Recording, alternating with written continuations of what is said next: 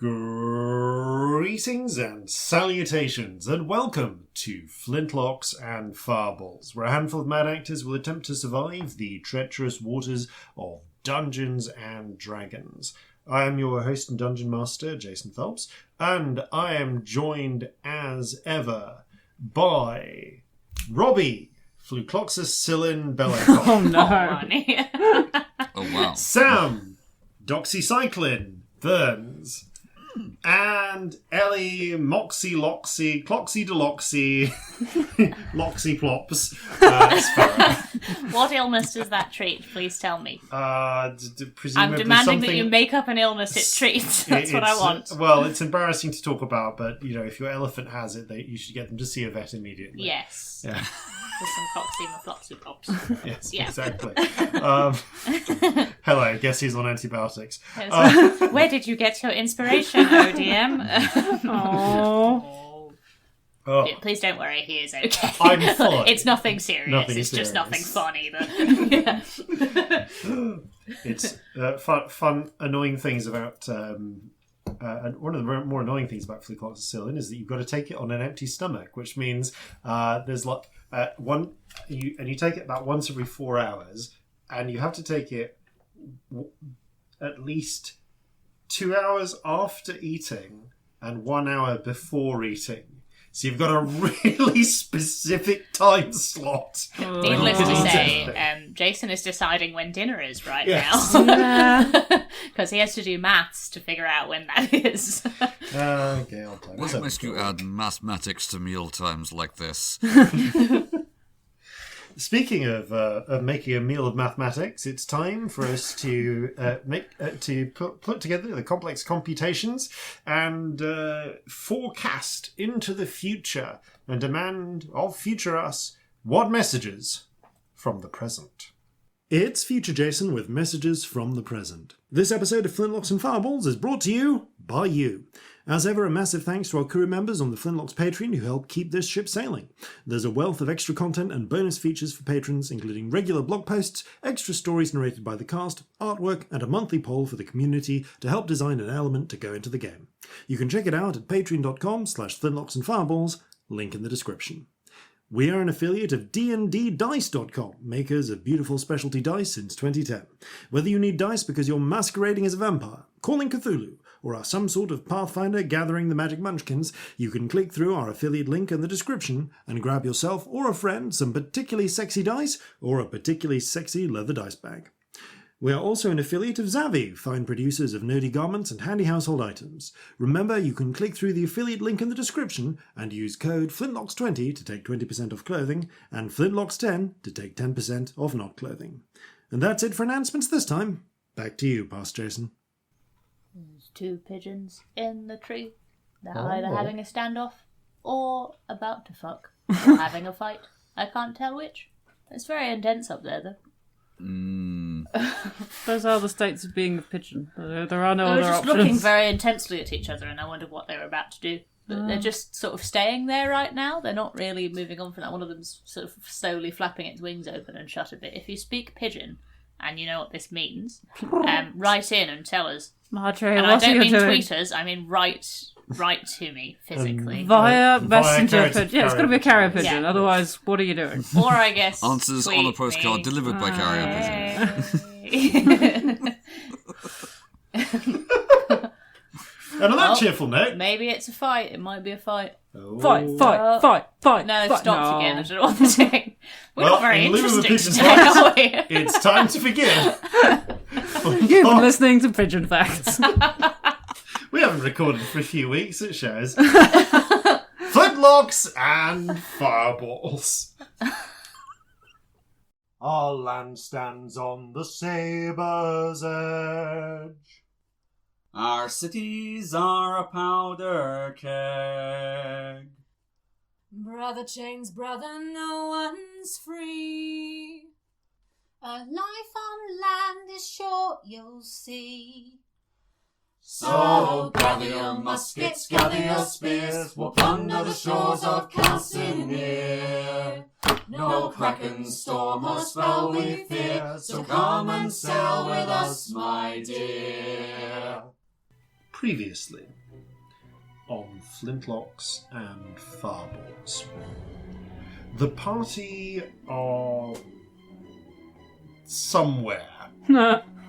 They, following a magical accident, in an attempt to hide away a piece of the world and steal a mansion, the party have become trapped in a curious place outside of the known world. Following a series of strange paths out from the stolen Wayne Manor into a seemingly black and endless void, the party have now visited a number of curious hidden worlds. In addition to finding a hidden grove filled with moths and the ghost of Mothman, the party have also found the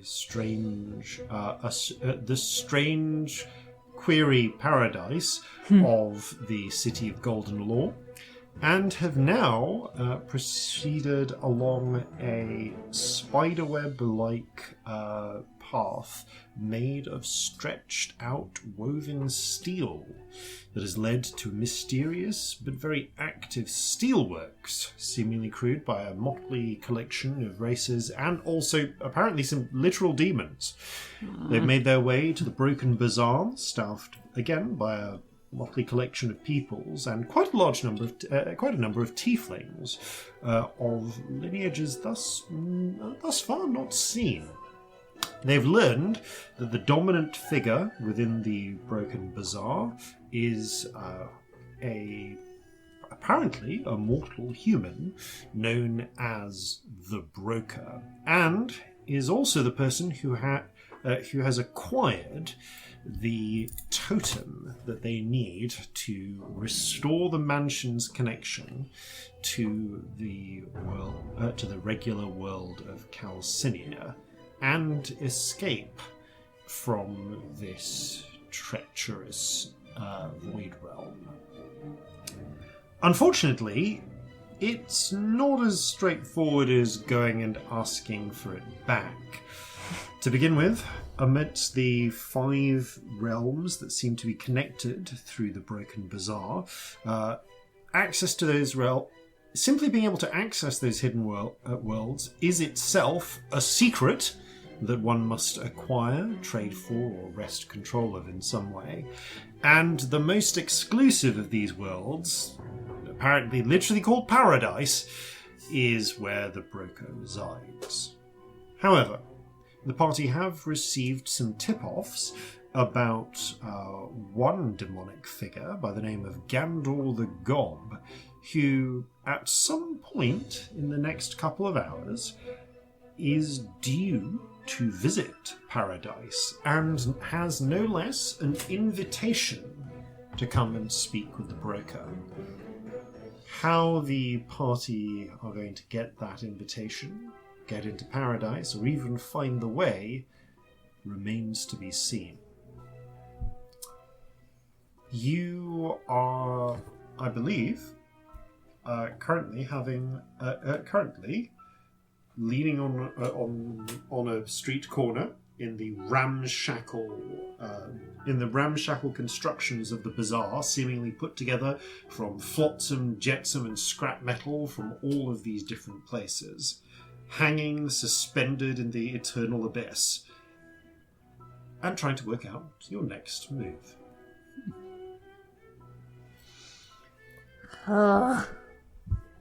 So, says Victory, it seems to me that we've basically either got to talk our way through this, sneak our way through this, or fight our way through this. I mean, bribe him with another woman to eat whole.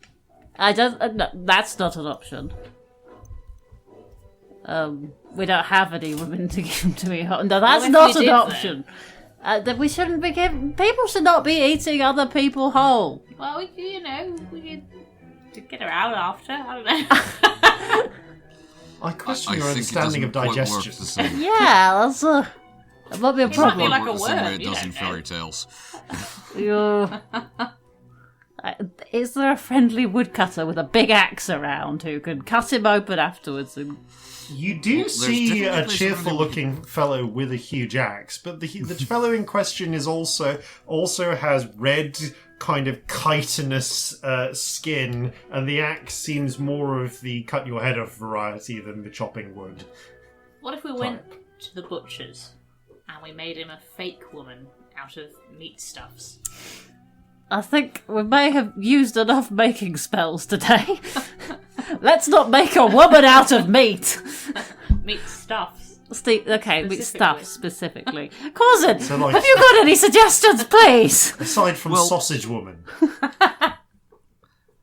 Well, yeah, the reason I suggested sausages earlier was just because that's one thing we can be almost certain that he will never have had before, and maybe the novelty will be appealing. Oh, you were suggesting giving him a wiener, weren't you? I'd forgotten about that. That was hilarious. We should do that. I mean, I don't think that'll be enough. No, probably not. But it might be a conversation starter. It's a big You sure he person, wouldn't give up his once-in-a-lifetime item for a Celestia Sizzle? Uh, I know, actually, Saran had the last Celestia Sizzle. It would be a Scamp whatever, which isn't quite as good. well, thank you for that. We can't fight our way into paradise. Are we agreed on that? Oh, fuck no. Did you hear about all that shit? Yeah. Absolutely not. Yeah.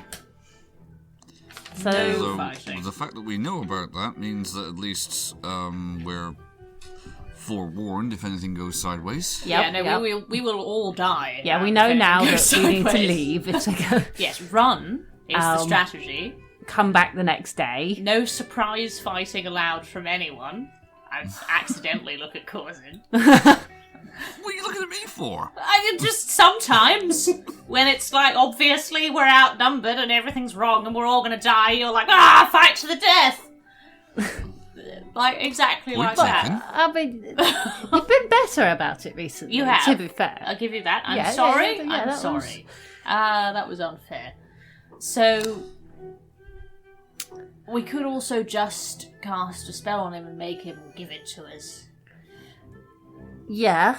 Or we could just see if there's something he wants for it, or if there's somewhere you can if take there's us some with. information he wants. Yeah, I That's- mean, we've already done a reasonably good trade today. Maybe there is something that he wants that we have the ability to give him. One of the big things that occurs to me, like we were saying earlier, is we have access to information given Yeah. the right opportunity that Yeah. maybe would be of use to him. That we do. Is it worth, before we even find him and do anything, getting something in the way of information? Well, we don't know what he wants yet, darling. Well, we know stuff that would be valuable. Any information about the broker is valuable. The true name of the broker would seem to be something that would be incredibly valuable around here, but I don't know that he specifically would want it. Yeah. What about, was it how the broker got here was something that people didn't know either? Was that a thing? Well, if the broker's human, then it means that presumably he came here from somewhere else at some point. We don't know that the broker is human, do we? I think someone said that. Arturo gave you the information that, to the best of his knowledge, the broker isn't isn't of tiefling lineage. No, and sorry, is human. it does say here. I've got all I have is his pronouns and that he's human. That's all that we know about him. Yeah. So I guess any information about the broker's origin or real name is valuable. Not necessarily to this person, but it would be useful to have going in. Do you think the broker's stunk? I don't know. But like that occurs to me as a trade. We could tell him a way out. It's possible. Although, given what Arturo was saying, it sounded a bit more like maybe they might have been stuck initially, but then having risen to the top of the heap, as it were, that's almost as much a compelling reason to stay after a while. Yeah, also someone who can rise to the top here, maybe not someone we just want to put back in our world. Oh no, totally. There are flaws in that plan. We've mean, we've it's when- unleashed a lot of things that maybe we shouldn't have in the past. It went so well with the Sun Eater cult. Yeah. Unleash a weird god once and fall on you or something. What's the saying there? We've done it twice, it's a bad thing. We shouldn't do it 3 times. We're stupid. We are stupid, yes. Not you, Jeffrey. You're a genius. Thank you. Don't you put yourself down. Jeffrey gestures in Celestia's general direction. What the fuck are you talking about? And yeah. I'll sit on you, you little shit. Fucking will, you watch me. I mean, so what? No, it would end badly for everyone involved. Marjorie. What should we do then? Do we want to give us some information? I messaged Jeffrey. Fuck you. Continue. Do you get anything back from You Jeffrey? get back from Jeffrey. Put a finger on that. Jeffrey. I don't know if that's finger supposed to be able to happen. I mean, Jeffrey can respond. But in the brain, it would. It's a regular message. So he responds out loud. You all hear him go. and Matt Celestia is flipping I the worry bird. about where Jeffrey's going to end up. Scamp doesn't, but I worry. I'm sorry, please continue. What you were are we actually saying. What are we doing? Do we want to try and get some information first? I don't think we should get random information that he might not want, especially if we're using the eye for it. We don't have that many times, you know? But if we go and see him, that might be it. We might be out of time to do. We don't want to do it anywhere that anyone's going to see or have any questions about where we got the information. Speaking of time, as one of your candles burns out, Oh. place it. It is about 8 o'clock in the evening in Newmark time on the 26th of Falling Leaves. Okay. At some point we'll need to sleep, but we know it's only going to be a few hours before he goes. Don't we? Is that it was soon, wasn't it? Yeah, Gandor, Yes, it was soon. Gandor, is currently hanging around, drinking. As for what you can tell, from Artura's information, is hanging out basically at an eatery / bar, and is busy drinking, eating, and gambling right now. Okay. So while we know where the person is, we should do something. We shouldn't. They're hang around too probably they Arturo, I believe, reckoned they were probably likely to be there for the next hour, but sometime after that we'll need to make their way onto Paradise. much. Okay, so we haven't got long. We don't. We do have 3 scries, but I'd rather not use them all. In No. case the broker wants something that we can get from a scry, to be honest. That's true. That's very true. Alright, so we should at least go to where we think they are, just to make sure that they are actually there. Yeah, that's such a good point. We're trusting the information's correct a bit, aren't we? Well, that's easy enough to do. Well, if they're there and they don't look like they're imminently about to leave, that gives us options. Yeah. You pick yourselves up off the wall and follow Arturo's directions. A couple of rickety walkways away, you see there is what kind of looks like if you made a slightly drooping net or spider or web out of linked chains and then plastered the interior, sections of it with a combination of cut hardwoods and iron plating, slightly rusting iron plating. And then put a wide collection of mismatched chairs and tables there, and decided to call it a bar. Little goblins in mismatched clothing are running around serving drinks, pouring out some sort, chiefly something that kind of smells like beer, but also has quite like a very bitter beer, if that, with a strangely herby smell to it. And which the various mortal or infernal denizens are drinking. There is a lot of fish here. Huge roasted fish that are just like you can see in some places. There's just like basically the equivalent of a tuna. I say the equivalent because it doesn't quite look like any fish you recognise, Corzin. Okay. Speared, roasted, and then just stuck on the bar, and people like taking bits off it with knives and forks and eating. Oh, right. So it had been rotisserie'd or something. Yeah. It's pretty easy to tell where Gandor the Gob is, because he's the biggest guy in the bar. Right. 15 feet tall.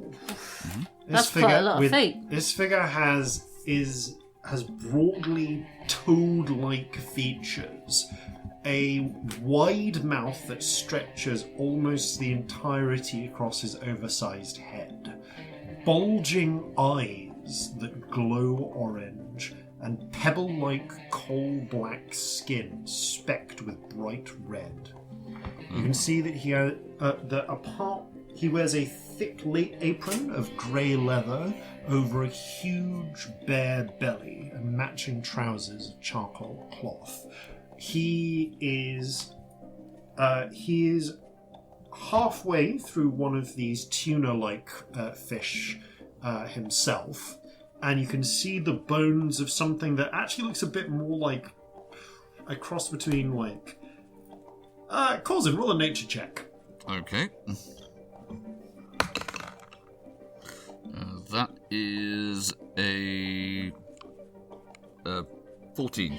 It's hard to tell what this looked like before it was roasted and then eaten, but just from the shape of the bones, it looks like he's already made his way through something that is a cross between a crocodile and a dolphin. Okay. So this guy eats a lot, and you see him ripping chunks of tuna, of roasted tuna-like flesh, dipping them into, as far as you can tell, like a sort of chili pepperish type hot sauce, and then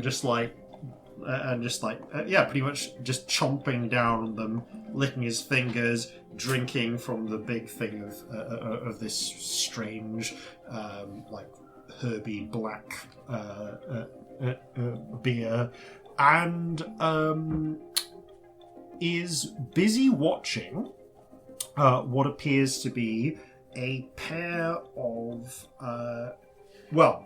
small figures. One is definitely a goblin, with sort of reddish skin and white sort of markings painted on his forearms, what they kind of look like tattoos, and a fuck ton of scars, engaged in, as far as you can tell, a knife fight with a shorter figure. Again, broadly humanoid, but this one with bright red skin, little horns, and a long monkey-like tail with a stinger on the end. Oh. Hang on, is that an imp? It does resemble like pictures you've seen in in Regent School when you were little. It's kind like it's furrier rather than scale. It's got furry tufts as well as scaly bits. But yeah, it does appear to be imp-like. This imp is not winged.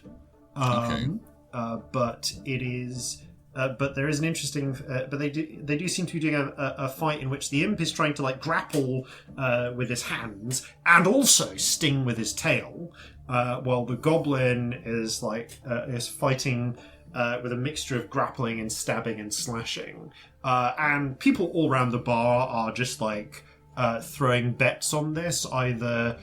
Tossing these little ring steel coins with holes in the middle into a pot, or writing some little scraps of paper and throwing them into the pot, or just he was a gambler. It seems to be that this is the bar's entertainment. There's a whole thing about this person liking to bet on fights. Oh, we were thinking about getting Corzin to fight. I mean, we weren't, but we weren't. It's a town, we might be a little bit. We don't want. Would this constitute an unexpected fight if I was to submit myself as a candidate here?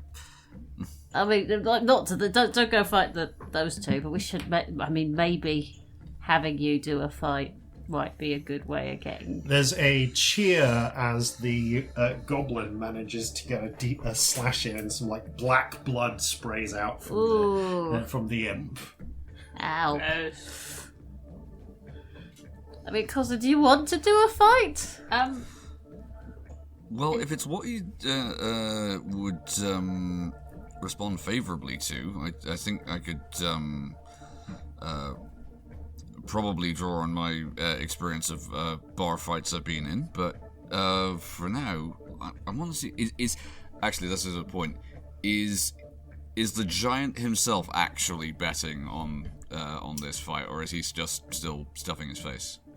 He's stuffing his face. He's like looking up periodically. Like it's got his attention, but roll an insight check. Okay. Okay, that is a 16. Yeah, like from gamblers you've seen before, he seems to be like paying attention. He probably put some money down earlier, but he's not like, this is small potatoes for him. So like, right. In the way that you like you put a flutter on a horse race and maybe you see just on the off chance the favourite gets it. But he's not dying. No. Yeah. I turn to the others and say, well, if nothing else, this might actually be a conversation starter with him. I would say with that insight check, though, you do notice Gandor himself, as he's licking his fingers with the hot sauce, does have scars on his knuckles. Yeah, you might end up having to Bare fist boxer. Oh. You do not want to bare fist box the 15-foot tall toad man. There's 5 of you. Yes, I'm very much aware of that. I mean, if he swallowed you whole, I genuinely think we might be able to cut you out, because he won't have to chew. Well, yes, that's there's a reason why I keep a sax in my boot. I could have a look in his head and see if he's thinking anything helpful. Is that why you keep a sax in your boot? Like, for that specific scenario, in case someone swallows you whole? When you're a halfling and you're a sailor... Person? Is this what you're thinking about? I mean, fine. Do you just sit an there? Edge case, but, when it comes up... If you're small enough, you just sit there thinking, oh, Regent, what am I going to do if someone swallows me? Is that what you're thinking about like all the time because you're so small? Huh? Not all the time, but it is a factor that you have to consider when you are small enough that some things can swallow you whole. Wow. I mean, I'm pretty sure stuff hasn't it, to a degree? Or you've been decent-sized shark could take somebody out, or you hear stories about people being swallowed whole by whales, but most of them are filter feeders, so I don't really see how that worked. Particularly. Yeah, there are creatures out there that have the ability to swallow you whole. So there's a song in that, in a situation where you might. About all the different creatures that can swallow you whole. Celestia writes some notes down. Swallowing song. Okay, that sounds like something else. What, Scamp? Like if you're really hungry. Yes. Let's talk to a giant. What are we gonna say to him? We're not prepared. We're not prepared. What do we want? Can I try and look in his head and see what he's thinking? Yeah, go on. Yeah. If you can, and it's not the thing. I put my hand to my temple. Hand to a temple. I have a listen. All right. What is Gandor thinking about right now? Probably food, I imagine. So Gandor, as you focus in, you see the imp manages, scrambling back, manages to finally get land a blow with his stinger, catching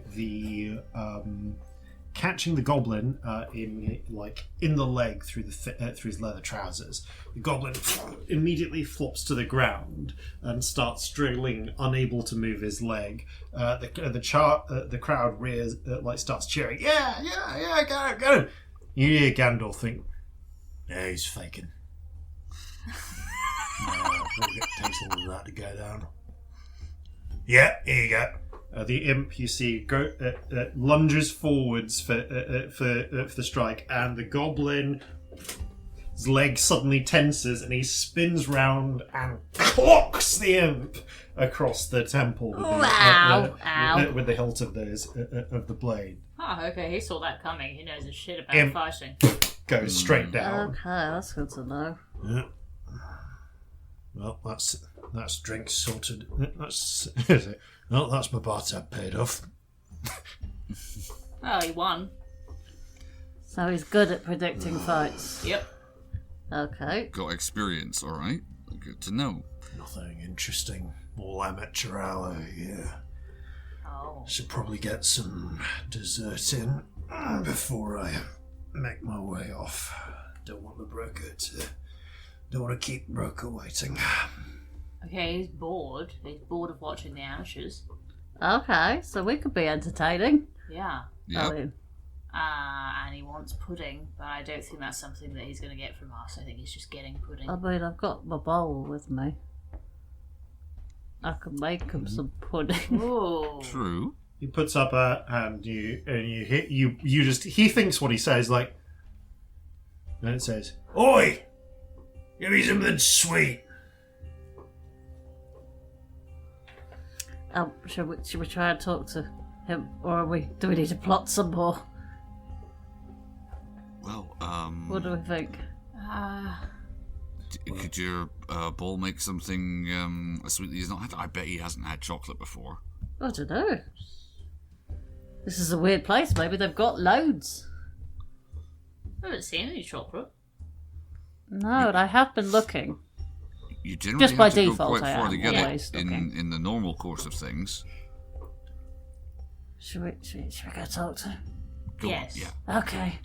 Oh no. We'll just ask him what he wants for the invitation. Or if we can come along. Yeah, Because either way.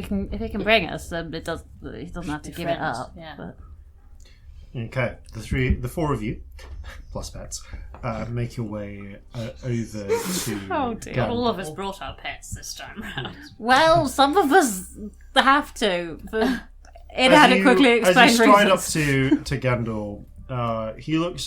He glances like his glowing orange eyes pass over you, and he settles on Scamp. What do you want, kid? Hello. We want to go to paradise. Yeah. We were wondering if there's any kind of deal we could strike to either buy the invitation or for you or come with you. To be frank. Yeah, let's, Celestia Stardust. Nice to meet you. Hello. Thanks, you. Gandalf. You have to don't know you. You'd have to make me a pretty damn good offer to get me to bring you with me. Well, like you say, we don't know you. So, what do you want? Name it. We're quite resourceful people. Yeah. Like, surprisingly.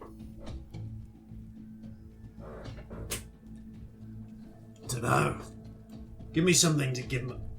Either you're resourceful, show me something to get my attention. Would you like some pudding? Yeah, fuck it, why not? Do you like chocolate? Have you had chocolate? The fuck's chocolate? Okay, let's need to find have out. You chocolate might hate this, you might right like now. it. Let's get some chocolate. I'll make a bowl of chocolate Okay. and then transfer it to a different vessel. Anything particular you want to do with the chocolate? Like any flavours, any special additives? I'm easy drinking. Yeah, he's Let's drinking. make it alcoholic chocolate then. Okay, you make a chocolate liqueur. Like really rich and thick. Choco Lux Baileys. Yeah. Yeah, like, any Like eat it particular- with a spoon Any thick. particular type of alcohol in mind?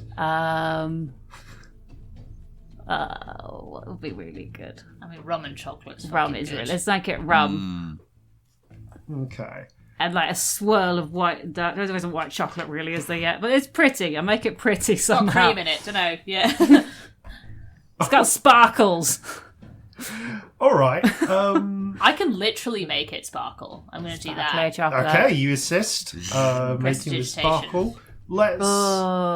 Let's call this. This would be diplomacy. Doesn't exist in this system. It's persuasion, isn't it? Yes. Let's call this a persuasion check from Scamp. Uh-oh. Inspiration. Ah! Are tides active? I cannot they are recall. not. Shall I do that? That seems like a good bet. Let's do it. Sod it, tides. Probably a good idea. Is it an assisted one? Oh, yeah. Do I have assistance? I did say you are assisting, so yes. Okay, you don't lovely. Need to use tides. So that, and did you say inspiration? It's Yeah, just that's D12. make this better. Because it's not terrible, but it could be better. Okay, that's a 25. Okay. I'm actually adding +2 because you're using an item to it. So he looks over as you tip it into the bowl, sticks a finger in it. Fuck me sideways. That'd be very Puts his difficult. hand in and Sorry. just scoops two fingers in, clears out the bowl, and just sort of with a massive black and red tongue. Chocolate's good shit, right? Oh, yes. Whoa, this poor imp who's been bringing like a little bowl of like, it's kind of hard to tell what they look like. Maybe jellied sugared like slugs or something. Is just covered in snot. Oh, God. Oh yeah. All right. You got my attention. Hooray! Cracking. Person whose attention is gotten by chocolate feels like the sort of person we can talk to. All right, I'm in a good mood. So, seems I'm going to need to twist someone's arm for letting slip about my invitation. There's not much you could offer that could persuade me to give that up. But you wouldn't mind some companions, potentially?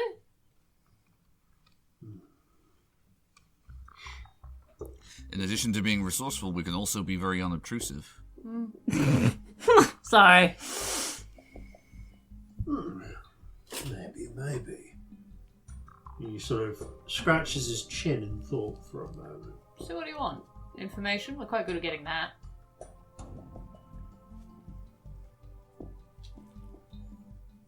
How good are we talking?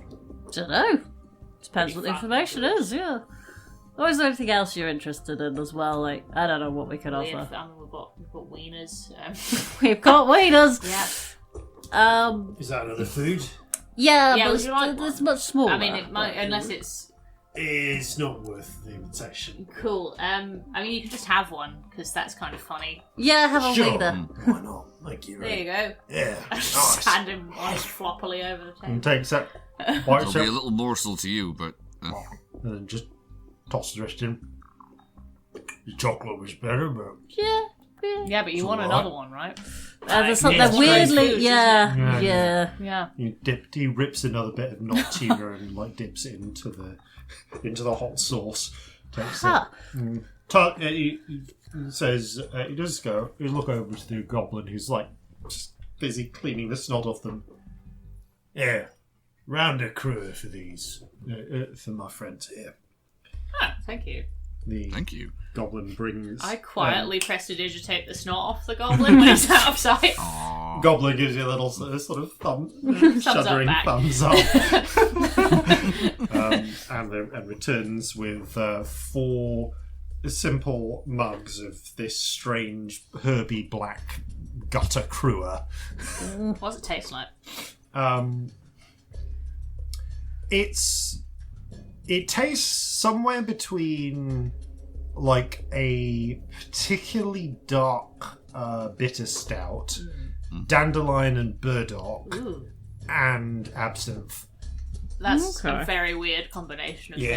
Yeah, it's Not like all the way bad, but fucking weird. yeah. It's like yeah. someone made licorice into a drink. Basically. Ooh. Now I want it. That was a very interesting drink. Gandalf kind of like chews and thinks for a moment. We're quite good at magic as well, if you want a thing done. All right. You say you're good at information. Yeah, what do you want?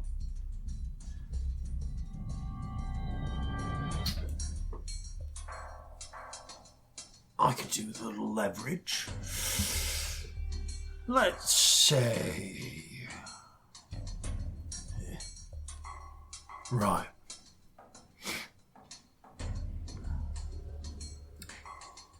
If you can tell me what it was the Marquis of Clubs asked the broker for last week, I'll let you come with me. You'll understand if I get one of the forest kids to just check you're telling the truth. Oh, that makes sense. That's fair. We don't know who the fuck we are. Reasonable. Well, Well, we can give that a try. I don't need to leave here for another hour. So you've got till then to rustle that information up. Alright. We'll do our best. Done. All right. Well, Thank you very much. I'm impressed by your confidence. Thank you for the dessert. If you're not back in an hour, bad luck. You'd be confident if you were us. See you later. Goes back to eating his various seafood.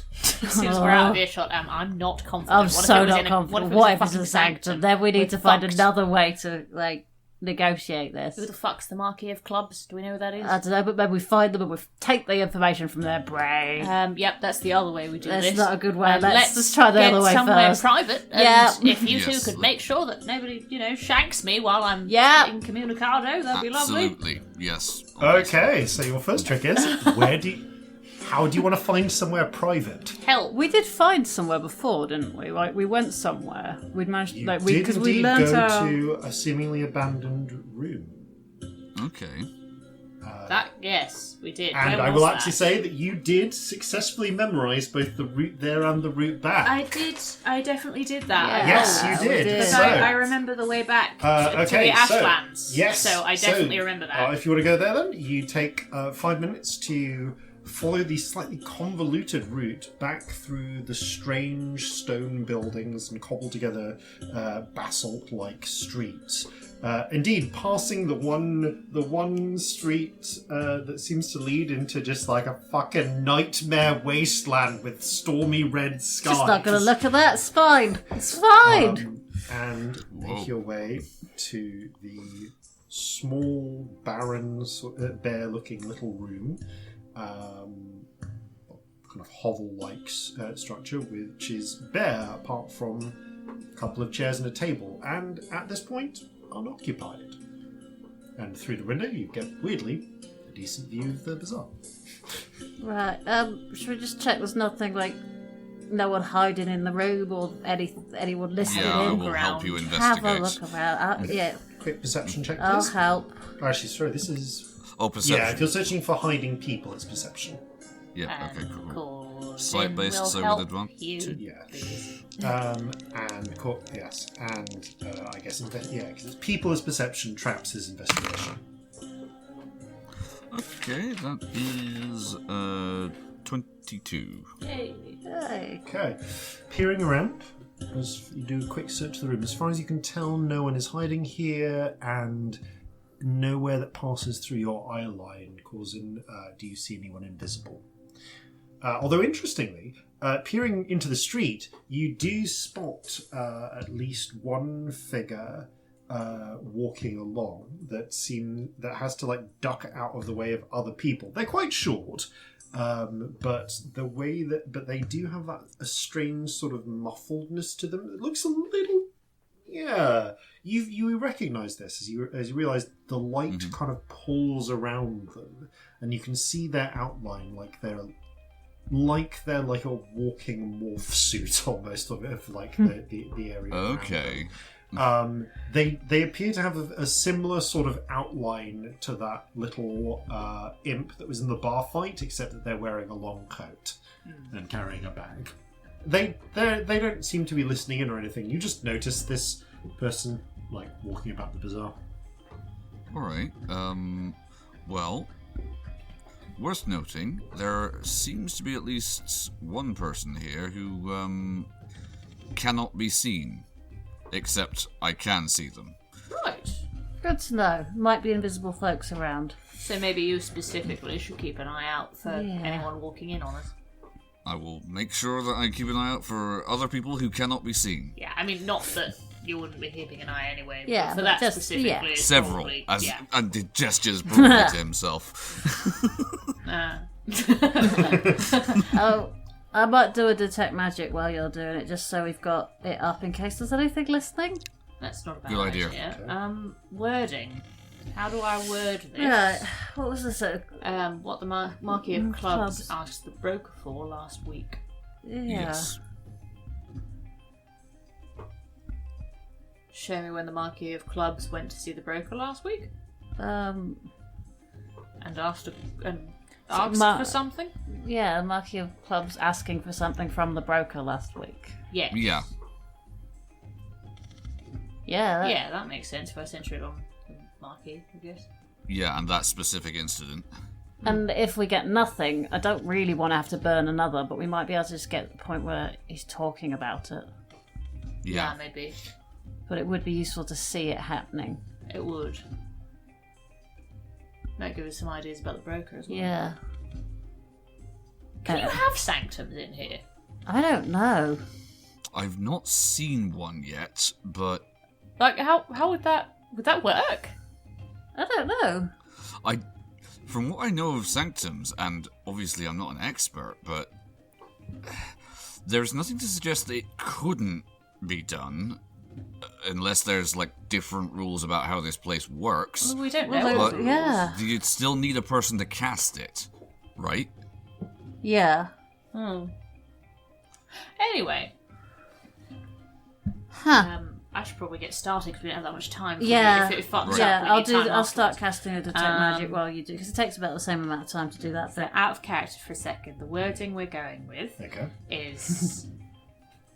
I'm just checking in with everyone before you take this as final.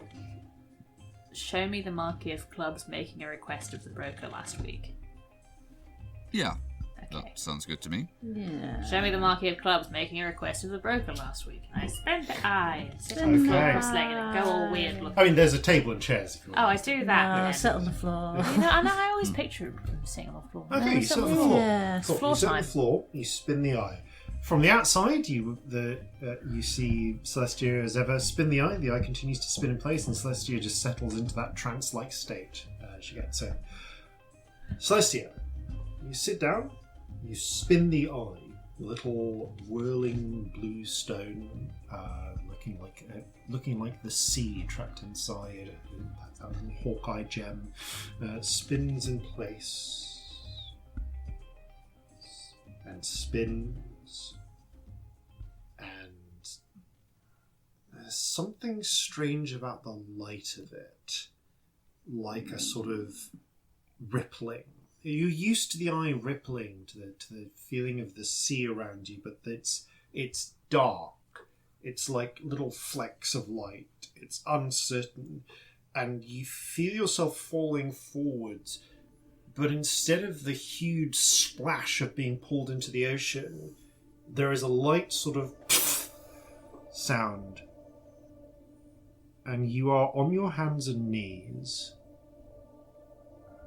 in darkness. I do not love this. There is a thin layer of water that you can feel maybe an inch or two deep around your hands and knees. I so do not love this.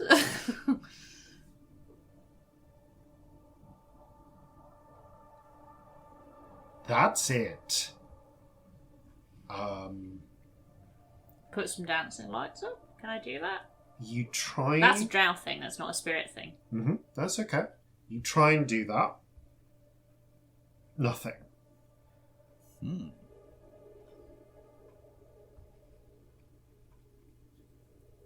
water is cold and shallow. It feels like there's maybe stone beneath it. I stick my face in it to have a look. Okay, you place your face into the water. You get, as you peer through, it's still dark. but you swear you catch flashes, glimpses in the water of something. Fragments, maybe, of... Roll... I need you to roll... let's call this... let's call this a charisma check. Okay. Check, not save. Yeah. 16. There. Flash. They resolve for a few moments. You catch glimpses of corrugated iron, or rusted plates, an edge of a street, like you're looking through like the teeniest of cracks in a doorway. You realise you can see a bit of the bazaar, but like only from a strange fragmentary angle, and it's like looking at it, it's like it's not it, the light bends in strange ways. You can see feet walking past. You can just make out some people sat down. You think it's an image of the same bar that you were just at. And you're having to like hold your head down against the water and peer through one eye.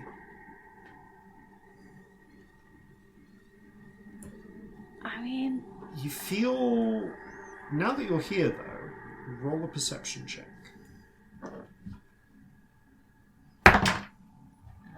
That's like not amazing. 13. You feel the water sluggishly move past your head as you kind of got your face like Oh, so it's like a current? Very, very weak. Yeah. Can I follow it? You can. Do you want to like pull your head out and like follow it and put it down, or are you going to try and like slide across the floor? I want to slide like a slug. Okay. A little slug friend. As you slide, it's uncomfortable to say the least. The water is cold and unpleasant. As you slide along, the image, you realise that sort of was still begins to move, and you can hear in a strange distorted like stop-start way sound coming from what you're seeing. As you pause for a moment and the image stops, and you continue like shoving your like crawling away forwards. And it's like a movie being paused. Yeah. I go backwards a little tiny bit. You get the weird sense. You hear a conversation going on that goes, "Yeah. So anyway, Oh,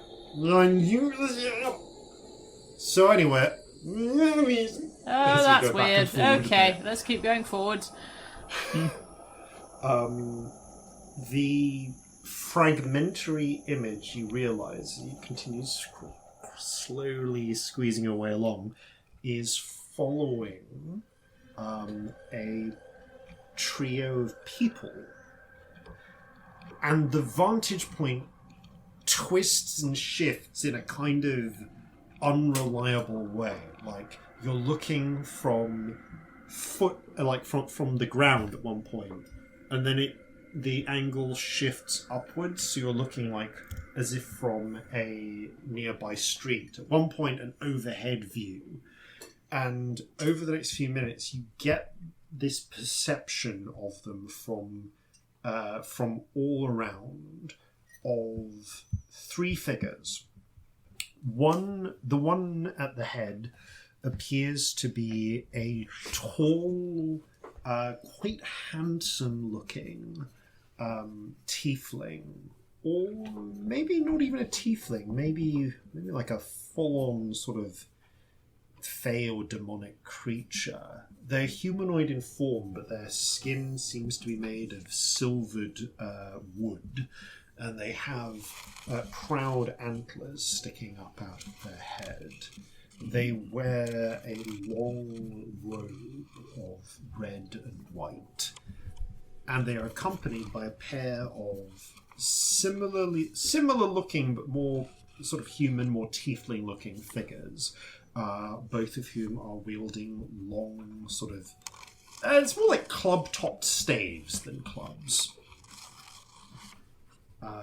They hear... You get snippets of conversation, but they're talking in a language you don't personally understand.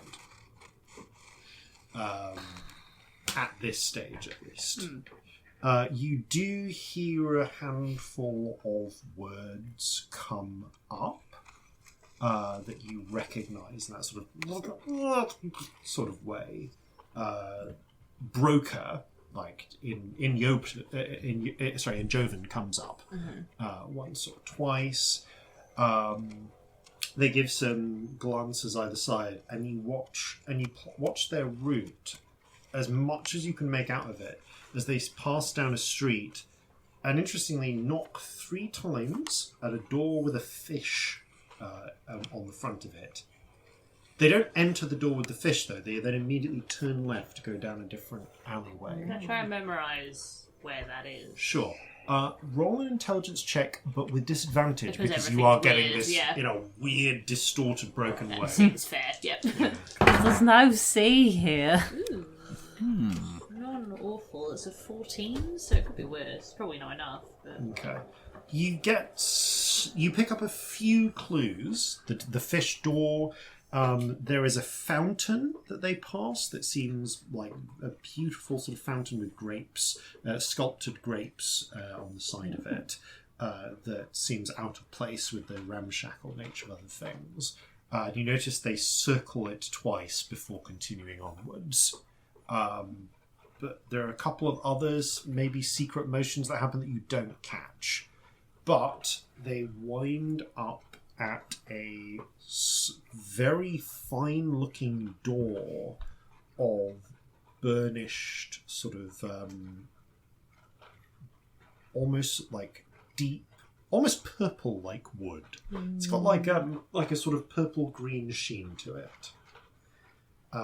And you see the tall figure reach into their robes and produce a thin ticket of gold, which they hand to apparently Thin Air, and you see the ticket is taken and vanishes by something, and then the door cracks and it opens and they walk through. The next part, as you go forwards, you can feel like the water is flowing a little bit more forcefully now, like you're getting closer to something. You continue scrambling hands and knees along this chill, along this cold floor with the still like maybe 2-inch deep water that you're having to like. Where do the fish come off from if there's no seas here? I don't. Imports? Don't trust it. Or are fish farms a thing? You get. It's really hard to see now. You're like this letterbox view. You get glimpses of rosy, even sort of skies, massive tree. Just glimpses of like. You catch it in a moment of some sort of enormous tree in the distance. This is pretty, but my neck hurts. Oh yeah. Ow. The distant sound of birds. It feels warm and pleasant. The water's cold. Yeah, it's strange. You can feel the edge of cold water against half of your face, but the half of your that's actually meeting the water, but the half of your face that's in the water, strangely, is feeling like this warm, pleasant day happening. Like somebody peed. Yeah. It is like from a sensory standpoint, it is a fucking nightmare. This is weird. All of this is said aloud, alone in the dark, but in case anyone was wondering. Brilliant. You catch a glimpse as you're getting closer to a point where you can feel the water is beginning to race forwards, and as you move forwards in time, and you catch a glimpse of a wrinkled, pale sort of hand reaching out and clasping the marquise. Again, the edge of some sort of rich cloak or robe or coat. It's not clear. What might be a necktie? And in Jovan, Marquis. Sorry, this would be Marquis. An absolute pleasure to welcome you to my estates. I do hope you will enjoy your time in paradise. The pleasure is all mine. Are we free to speak of business here? Oh, there are no ears in this part that don't work for me.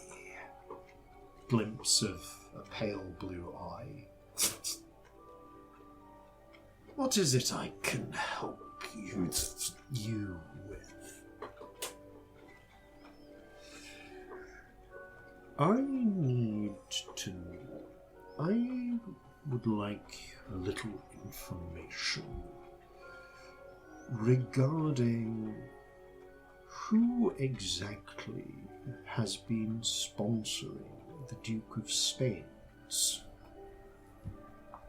Oh, well, I think if you'd care to accompany me, we could sit down, have a drink, and I'm sure I could enlighten you.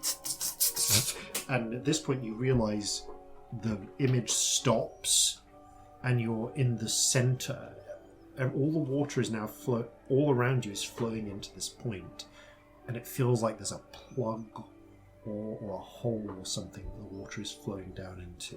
I'll try and look through it. You peer through the image as you feel like you could crawl into it if you forced your way through the stone. I do it. Okay, give me another charisma check, please. Oh, this is how we ended up with not 10. Celestia.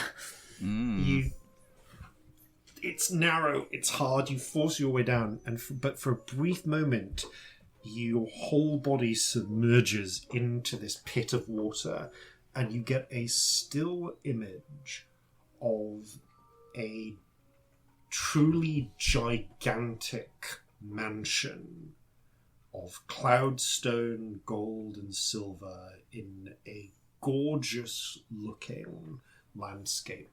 Perfectly manicured gardens around you, and the image of what appears to be a very elderly human man in fine, rich clothing, but oddly as if one took strange otherworldly materials, the finest of silk like that you found in the moth place with the moths, and tailored it in the style of a human suit and frock coat from maybe 50 years ago. He seems, as far as you can tell, quite perfectly normal, but you do catch a glimpse of something in his coat that flickers with a little purplish light, and then you feel yourself pulled down the plug hole and out of the image, and suddenly you wake back up. No, that was weird. What happened? It doesn't work the same here. Oh? Oh. Did it work? Like, at all? Like, kind of. Oh. But I was like sticking my head sideways into water and, it's fucking moving around and shit. It was fucking weird. And then there was a plug hole and I fell in it and now I'm here. Okay. I give them a rundown of what happened. Do I spot anything magic that I'm not expecting in this room with detect magic while we were just hanging around doing that? Before we go talking about things that we shouldn't. That's an excellent question. You do. Oh. You find you catch a little glimpse of magic coming from the edge of a flagstone. We want to lift the flagstone. Corzin! Okay. Will you lift this flagstone, please? Yeah, is there something underneath it? Dunno. What kind of magic is it? You crack it open, and could you do me a favour and roll me D100, please? Do you? 85. Okay.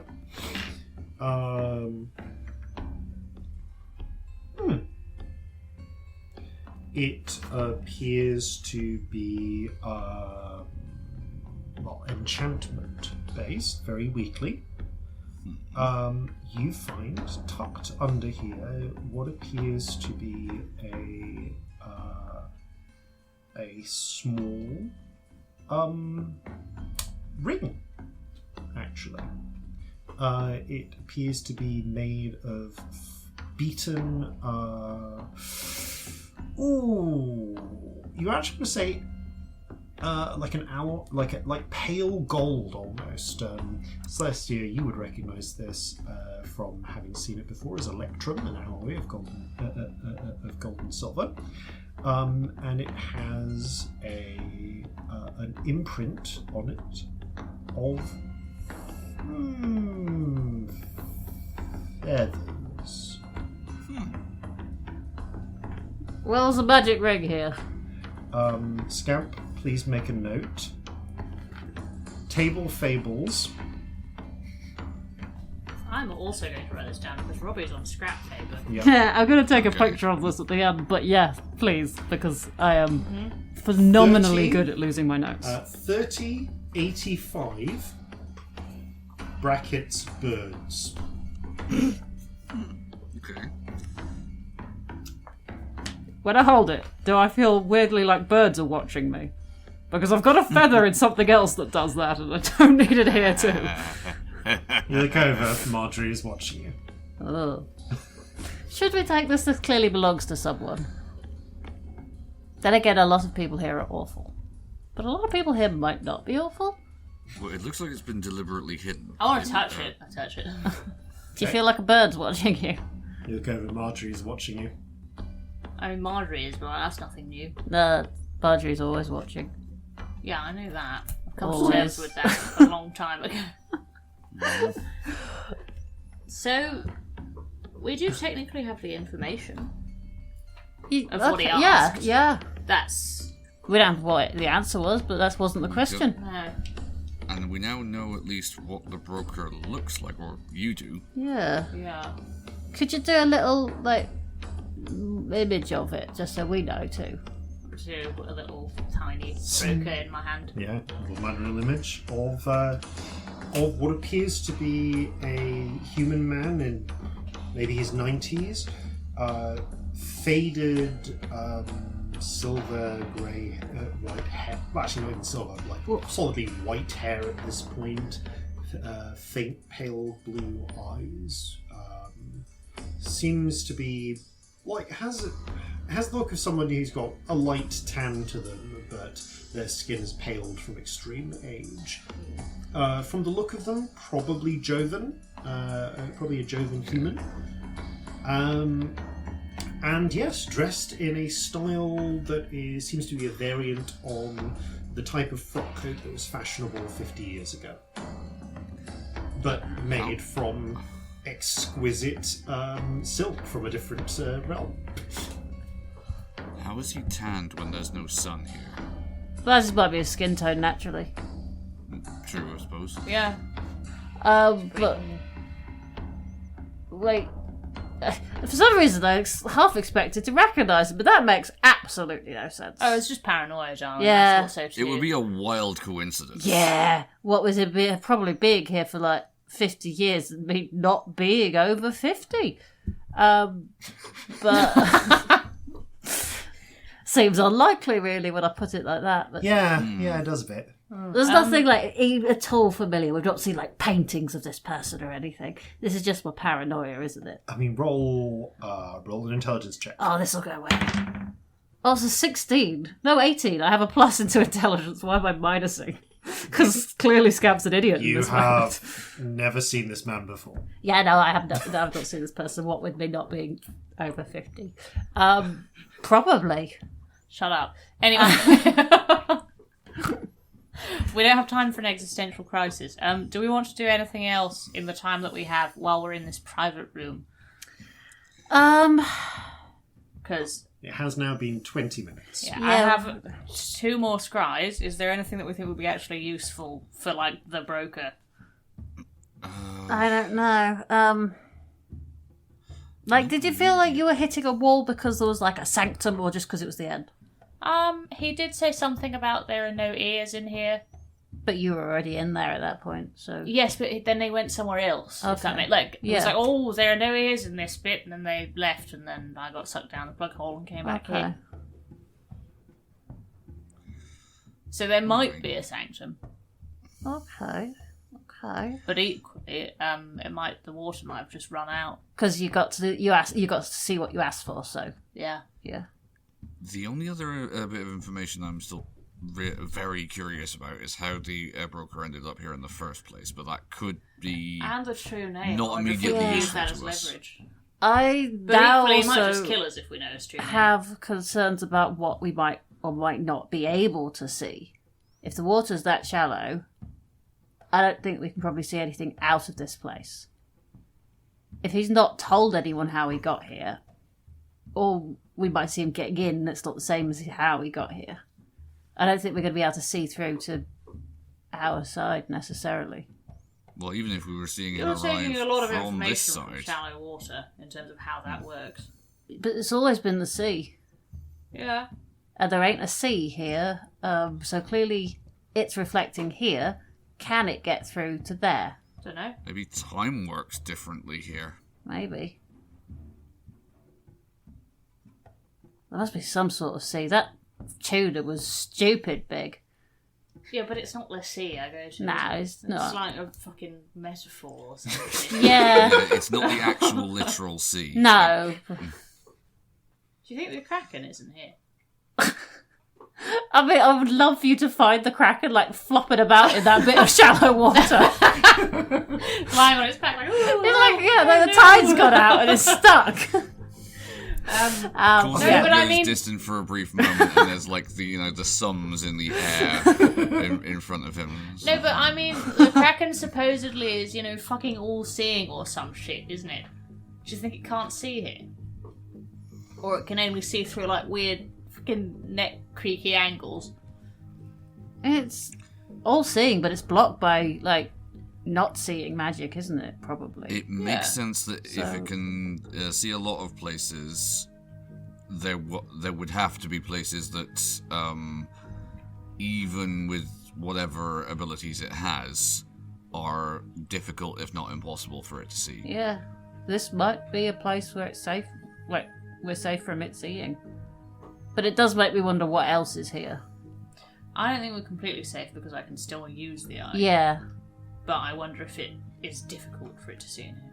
I think Hence the weird, funny neck angle and the fucking at plug hole some and point when we get out of here, which we will, we should try and look at here.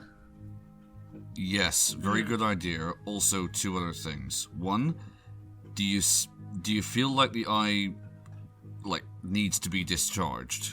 I really Same worry way about that what would come out normally is. here.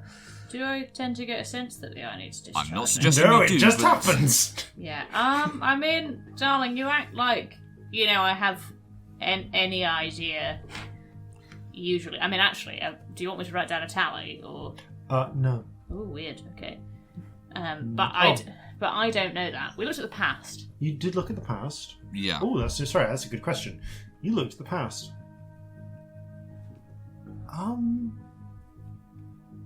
Oh, this is a really weird one.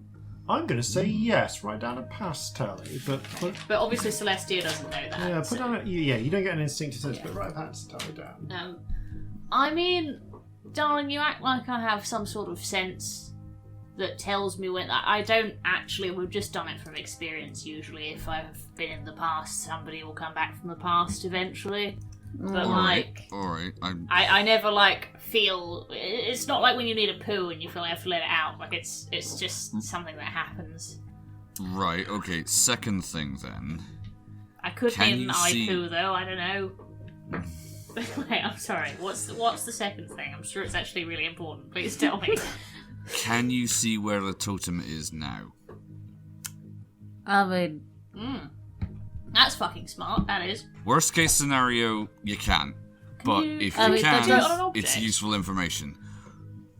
Can you do it on an object? I don't think you can you? I think you believe could do... we definitely scried locations. Yeah, you can scribe the location of something. Yeah, I believe we've tried to... We've definitely scribed locate... Sorry, this is based off the scrying spell, so I'm just going to... Yeah. While you're looking at that, I mean, that's not also... That's not necessarily useful. Because where it is, we still can't get it. There's still an army in the way. We might just see a black, vault inside. You can scry a location or a creature. Okay. So if you knew where it was... I could scry on it. You could scry there. And have a look at it. Yes. But you can't scry... You can't scry to find out where something is. No. There are other spells. Because locate object does that. Yes. Yeah. Right, okay. I explain this in a sort of garbled, celestial way. And it's a problem you've encountered before. Yeah. You can't find out where something is, your spell does that. Okay. And also, again, even if we know where it is in his house, how the fuck are we going to get to it with all the fucking scary And we only got front. 2 more today. Yeah. So we don't want to... We definitely don't want to waste one. Well, I would say then let's hold off for now. Yeah. And get this information back to our giant friends so that we've held up our end of the bargain. Also, all the water's gone. So can I not go back now? Did it all go, or was it just that you went down the thing where it was going? Was there more water behind you still coming? The water level doesn't seem to be going down. It just seemed to be flowing into that plug hole. That plug hole was like the end of the vision, and you briefly submerged into it, and then sort of kind of really fell out the other side, back into your body. I suppose there was a lot of water actually. I wondered if it was like a bath where it ran out, but maybe not. Maybe Might just be like a river. Why do rivers not run out? It's worth noting. Rain. Yeah. You could Waterside, feel all good shit. You could feel the water around your hands and knees, and you could feel like some sort of like stone-like thing below it. But if you put your head into the water, that was the only place you could actually see anything when you saw the vision. Everything else. When was you just pulled your dark. head out, it was just fucking pitch black. Like can't see a hand in front of your face. Not even dark vision. Like absolutely like nothing. But you could feel the sensation of water. I wonder if I went through the plug hole if I'm being armpit. That's an interesting... Would you fall out the sky, or was that it would all just flip? I don't know. We're on the other side of the thing. Upside down. I don't say that in character. I'm so sorry. I will confirm that you did go through the plug hole, and that's how you entered the vision. Oh, I came out here. Yeah. And then I fell out, and then I was here, so maybe not. Okay. Or maybe it is our bit, but I can't get here but I can't get there because I'm not there. So I come back out here again. My brain hurts. Out of character, it's been several weeks, so... Oh, yeah. But, did we attempt to scry our point of origin? This has been the first time, I believe, you have used the eye while in the void. It definitely has, Yeah, we've tried to send, I think. We've tried to send and we've tried to dream. Yes. We've not done the eye. That's fair. You've had no success on sending, but you did have some success with dream. Okay, then in character, what Corzin will say, look, hopefully we'll get out of here soon and this will be a moot point, but if for whatever reason we can, it might be worth trying to scry on someone we know back on back in the city, or somewhere at our point of origin, to see if that works. It will be worth knowing, yeah. If we're here for enough days. Yeah. If it recharges while we're here. If it doesn't need the sun. I feel like we did a scry before we came here. So when we arrived, it wasn't fully charged, and now it is. You do get a feedback sense of how much charge it has, and you do feel like at some point while you slept, it refilled. Does it? Even if time works differently here, it works. Yeah. I feel the eye, don't I? Like, I feel connection to the eye. If I, think about that and kind of hold it and focus on it for a sec, does it feel different here than it does in our world? Roll a charisma check. Roll a vibes check. Roll vibes. Yes. 19. Yes. When you hold it, you feel as if you are a step away from the tide, and yet at any moment the tide could run through you and you could be part of it. It feels like you still have that connection, but the tide is far away. Like that, the connection is there, but strained and thin. And you realise the first time that it actually feels like there are two connections. There is a connection between you and the eye, and between the eye and the sea. And you realise your connection to the eye is still as strong as it was, but the connection between the eye and the sea is faint. It feels different here. Sea's further away. I don't think the Kraken's here. Well, that's intriguing, comforting, and disturbing. At least it's sort of all-knowing, all-seeing, metaphorical, maybe real sea, where it sees everything. Isn't here. It's far away. I will confirm as a reminder, because you have cast Primeval Awareness while here, that Celestia still pings up as the sea to when you do that. I was going to ask about this, because Celestia's blocked to basically all divination magic. So, do I?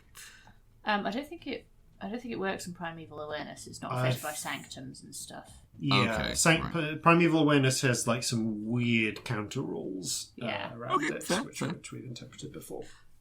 Just making sure that's a fair point. Accidentally doing something. No, totally. No, it's fine. We're going to say that Primeval Awareness has some weird counter rules because I have never fucking caught it. But also, it doesn't, sanctums don't do anything and stuff. Yeah. Also, I guess, even if Celestia is attuned to it, I'm detecting the eye, not her. That's probably, we're gonna say we'll that's do that. Kraken. Hey. Kraken. Yeah. Right. Do we want to do another one to find out anything, or do we just want to... Like its true name or whatever. Or do we want to hold on to it for now? I would say hold on to it for now. It's a good bargaining Still a chip, useful but... bargaining chip. Yeah. Exactly. Yeah, but we can ask him what he wants. Yeah. Precisely. And if we've got a timescale similar to what we've just had with the broker, then job's a good one. Yeah. I think we've just got to ask what he wants and try and make a deal. Yeah. All right, shall we... Maybe Corzin can fight him. No. So what the hell is this ring, then? Army of terrifying people? No. I meant him one-on-one in a boxing match. No, listen. You want to fight? You want Corzin to beat up a 90-year-old man? Yes. I'd like to watch that. I mean, I kind of like to watch that too. Yeah, it'd be fun, right? Sport. If it's the right person, not just a random, nice old person, but if... It'd be funny, though. A little bit. Okay, let's move away from this. I'm feeling callous of today, Queensbury sorry. rules in this setting, I don't know. Right. Shall we go see the giant person? All yes. right. You make your way back through the different route that you took, through the confusing set of walkways. Are you stealing this ring that you found? I feel bad about this. What do you think? Should we take it or leave it? I just want to know what it does. Has it even got the ability to tell us what it does quickly? I mean, like, no, but if you want to take 10 minutes, you could always cast Identify. I don't really want to spend 10 minutes. Did it look like it'd been there for ages? Roll an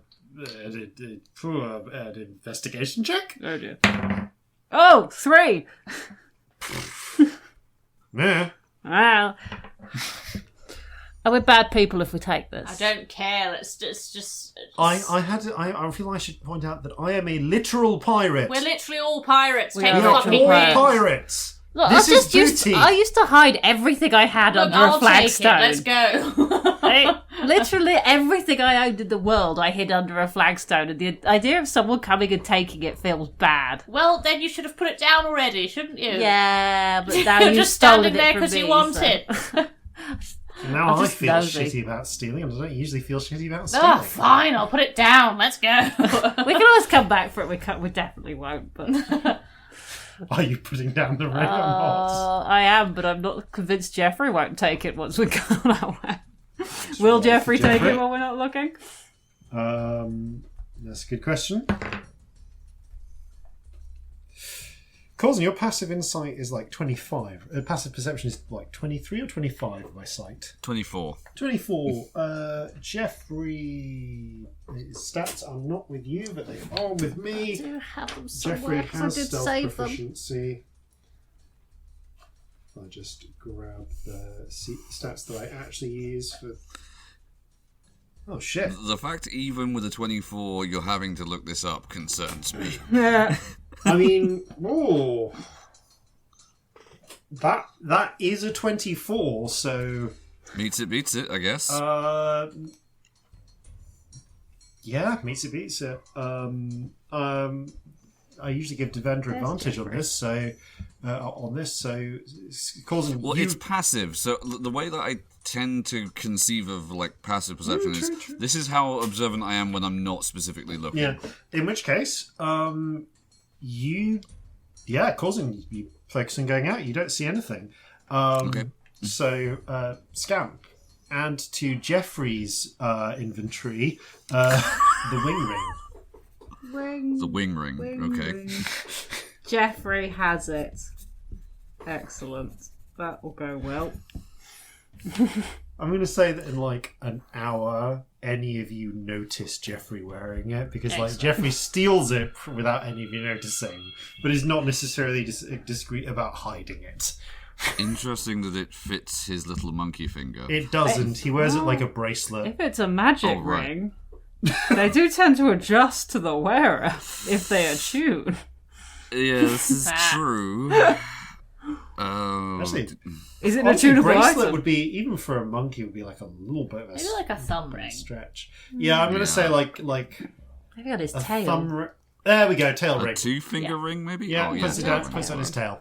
Boom. Aw. Jeffrey now has a winged tail ring. God, for the effects of that ring as well. Okay, so It's perfect. We add chaos to the party, and I don't feel just guilty. let me know if Jeffrey decides to activate the ring at any point. I'll give Even that in to you. Calcinea, there's probably stories about halflings and rings. So you make your way back to the bar, where you find Gandalf polishing off a big bowl of, again, as far as you can tell, candied snails. Those candied snails. Sorry, I've never seen candied snails before. That's fascinating. Anyway, ignore me, and we do have your information. Like venom, spoiled you sweets. see. Which gives you a spicy effect to the tongue.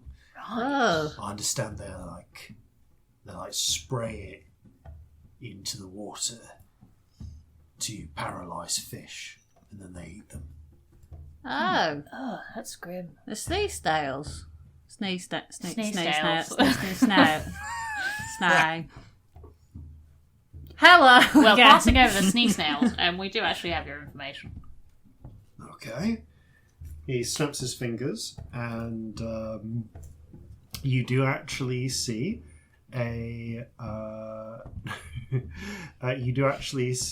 Arturo, of all people, pop by. He's like, good to see you again. Hello, darling.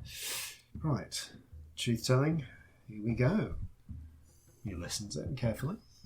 So he asked him who'd been sponsoring the Duke of Spades.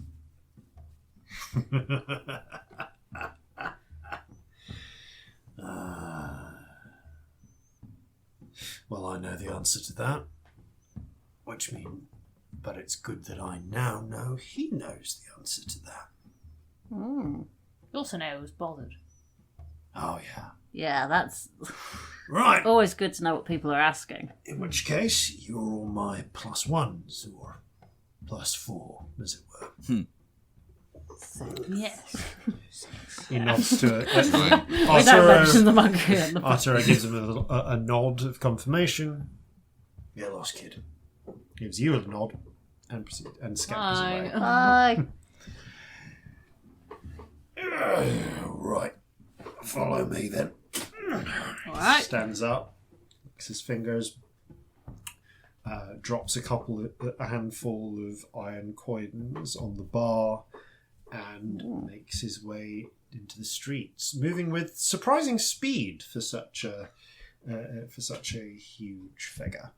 I was about to say, like, his leg stride length, Oh, Corzin yeah. is going to have to be running in order to keep up anyway. My little hooves are going fast. Yeah, you were all having to scamper a little bit. I'm to good at catch up with scampering. Miss Kendall. Celestia is doing like a mum in the park power walk. You know? Celestia,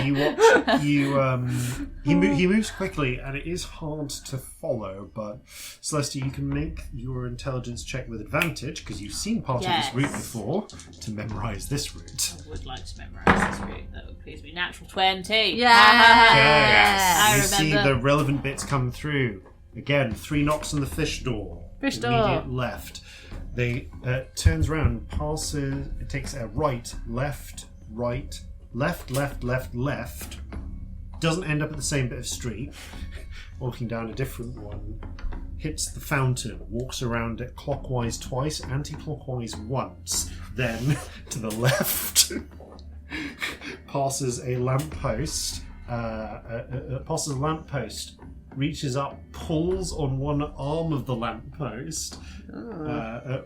Post with a squeaking sound. Then turns around, walks completely back the way he came, and suddenly you're all in front of the door of rich purple-green wood. Reaches into his apron and fishes out a small ticket of golden leaf. And Corzin, you see, sat on a little perch beside the door, is a somewhat bored-looking figure that looks like one of that imp you saw before in the long coat. Again, it's kind of hard to make out details because you can see the way the light is wrapped around him to make him invisible. But you do see his silhouette reach out, take the ticket, inspect it, shove it into the coat, and then give a little coded knock on the door, which then creaks and opens inwards, revealing golden light and the rolling veils of paradise beyond, which is where we'll pick up after these, no doubt, important messages. Also, by the way, like, if you had the one-on-one duel, Gandalf's stats were just a Remoraz. Just a full-on fun. fist Okay. fight with a Remoraz. It's a fucking, like... Big millipede type. Yeah, God. it's like a Thing. 30-foot tall millipede that Shoots has, lightning. No, it's the one that just is made of fire on the inside. That's Oh. And so yeah, you'd have had a bare fist fight with someone who could eat you, who had a swallow attack and fists of Jesus. fire. Horrifying. So that would have been an interesting Oh. fight. However, you find another way. We'll return after these. Yeah, the swallow attack. No doubt important messages. It's true that paradise is not the usual sort of place you'd expect to find an imp like me, but the perks are good, the hours are decent, and it's challenging and rewarding work. We manage the grounds, oversee any visitors, like, rate and subscribe to Flintlocks and Fireballs. I've even got my own personalised special spot by the front gates. You can see everything from up there. It's a damn sight more interesting than spit turning, I'll tell you that.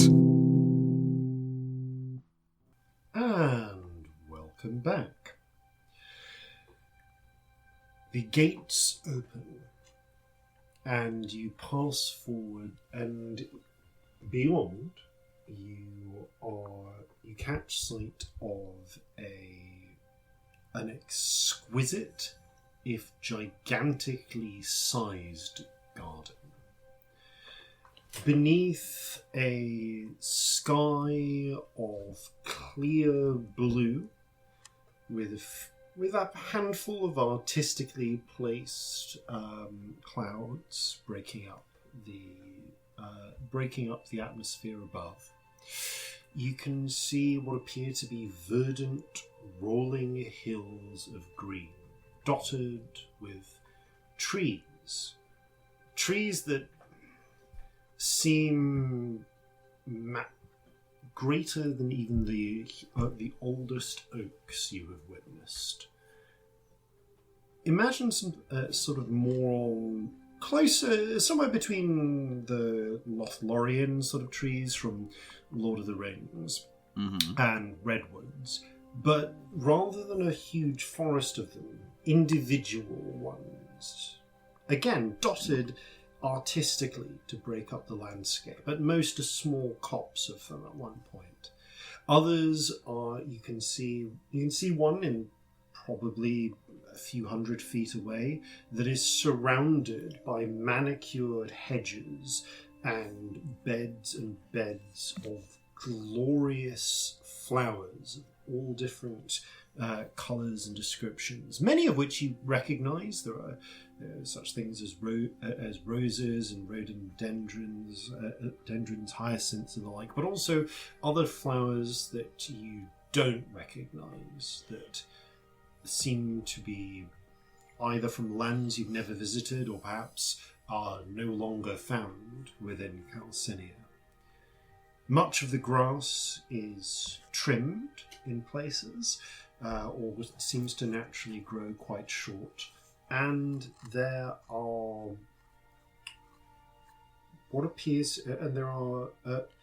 wide, smooth roads of what appears to be white cloudstone, but textured with a sort of rosy granite in places. And as you step in and walk by, apart from you can feel a gentle sort of breeze upon your face, though, which is a bit of a distinction from the relatively still air of the void, and the distant sound of just utterly beautiful songbirds. And of course, the path curves around up towards the gigantic mansion that Celestia saw in her vision. A structure that seems... It matches the sort of design, the design and aesthetic that you have seen elsewhere in gigantic structures, similar to the antechamber you entered when arriving at the Moth Glade.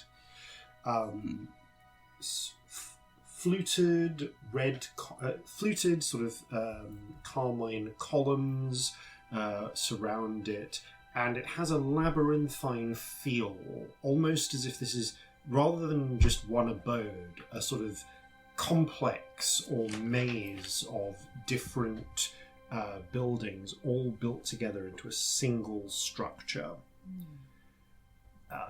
It is absolutely beautiful.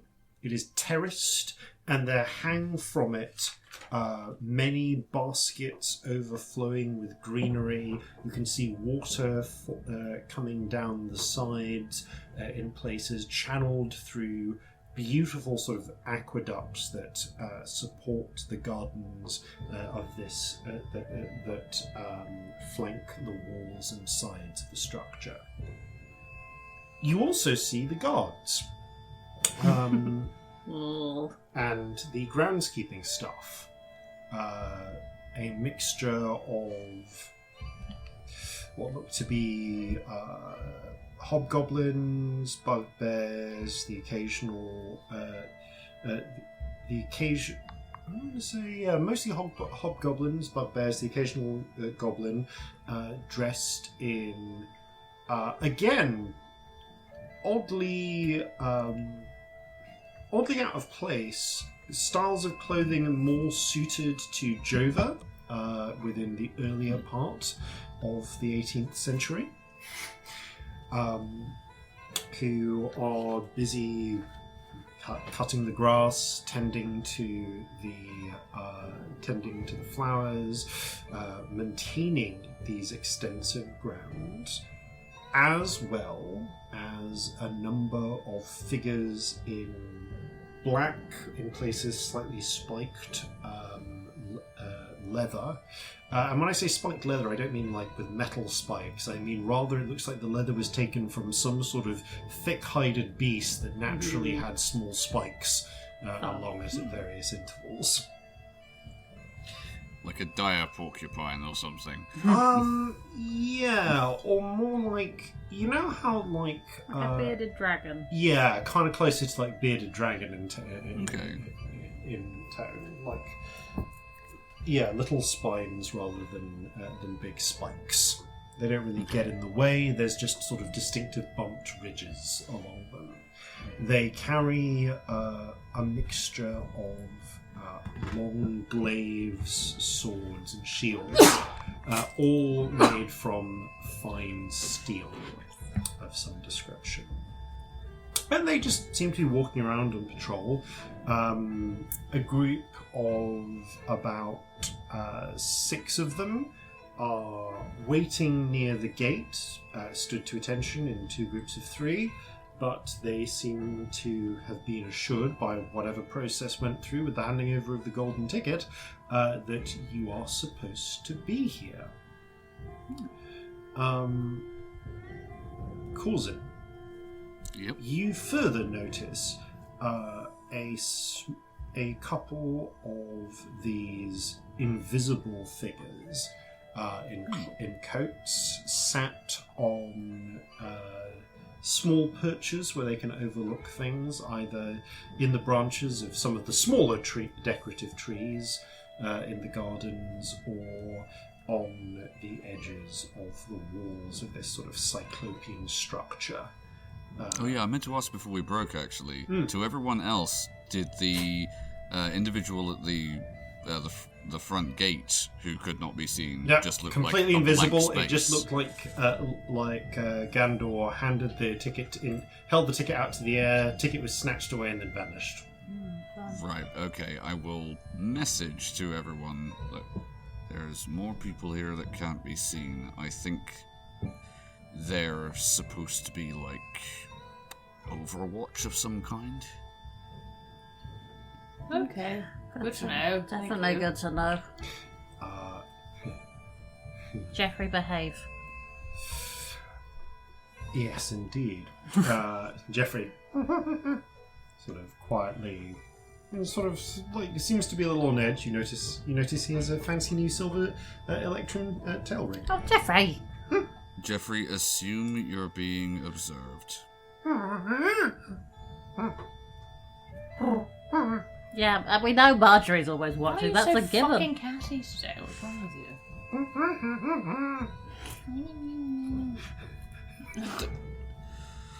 Oh, the monkey's got the... Never mind, not dealing with that now. Victory We'll worry just sort about of it later. pinches the bridge of her nose for a moment. Gandor, meanwhile, has moved forwards and is already striding forwards. And you do see a figure stepping down the cloudstone walkway towards you as you approach the house, which does indeed seem to be the same elderly-looking extremely elderly. You'd put him probably in his 90s. Human man that you saw before. Again, dressed in a slightly anachronistic but but very expensive frock coat, vest, and neckerchief. That's almost unusually old for a human in this time period, right?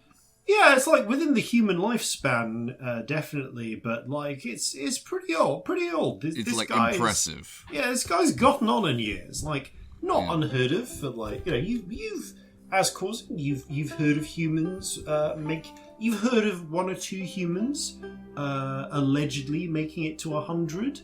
Like that's okay. That's on for humans. That's kind of bordering the Norrit level. Within like it's doable, but it's pretty unlikely. Yeah, it's like happened but unusual. Yeah, we've got magical healing, so that was my thought. You know, it does a lot when you don't just randomly die of cholera. Yeah. And this guy's living in a place called Paradise, so probably living pretty decently. Yep. The broker approaches, and you can see he's flanked by a couple of these guards that have a decidedly demonic look to them. They appear to be tieflings, but tieflings with a sort of smoky cast to them. Like, and when I say it's smoky, I mean like they've kind of got almost like the texture of their skin and eyes varies between like an ashen sort of white to like a dusky sort of like similar to sort of that sort of really dark purple that Celestia and other drow have, but again with a strangely like mist-like quality under the skin, swept back horns, and just a general sense that their shadows seem a little diffuse at the edges. The two next to the broker, although they are armed, and they do see they have swords at their sides, are dressed in a sort of footman-like style. Again, kind of a bit odd for the area. He steps forwards. Gandor. I'm glad to see you could make it. Got a few questions. I'm sure you do. And I see you've brought some very inquisitive guests. You must have gotten Gandor's interest. Apparently so. They're very interesting people. With some interesting questions, no doubt. However, while you have piqued my interest, I do have some business to conduct with Gandor here first. If you would care to follow... He snaps his fingers, and one of the groundskeeper hobgoblins walks forward. My staff member here. He will take you to a reclining room where some refreshments will be provided. Thank you. Thank you very much. I do apologise for needing to make you wait, but I think that whatever it is you need to talk about, you'd probably appreciate the same discretion. Of course. As Gandor will. Oh, definitely.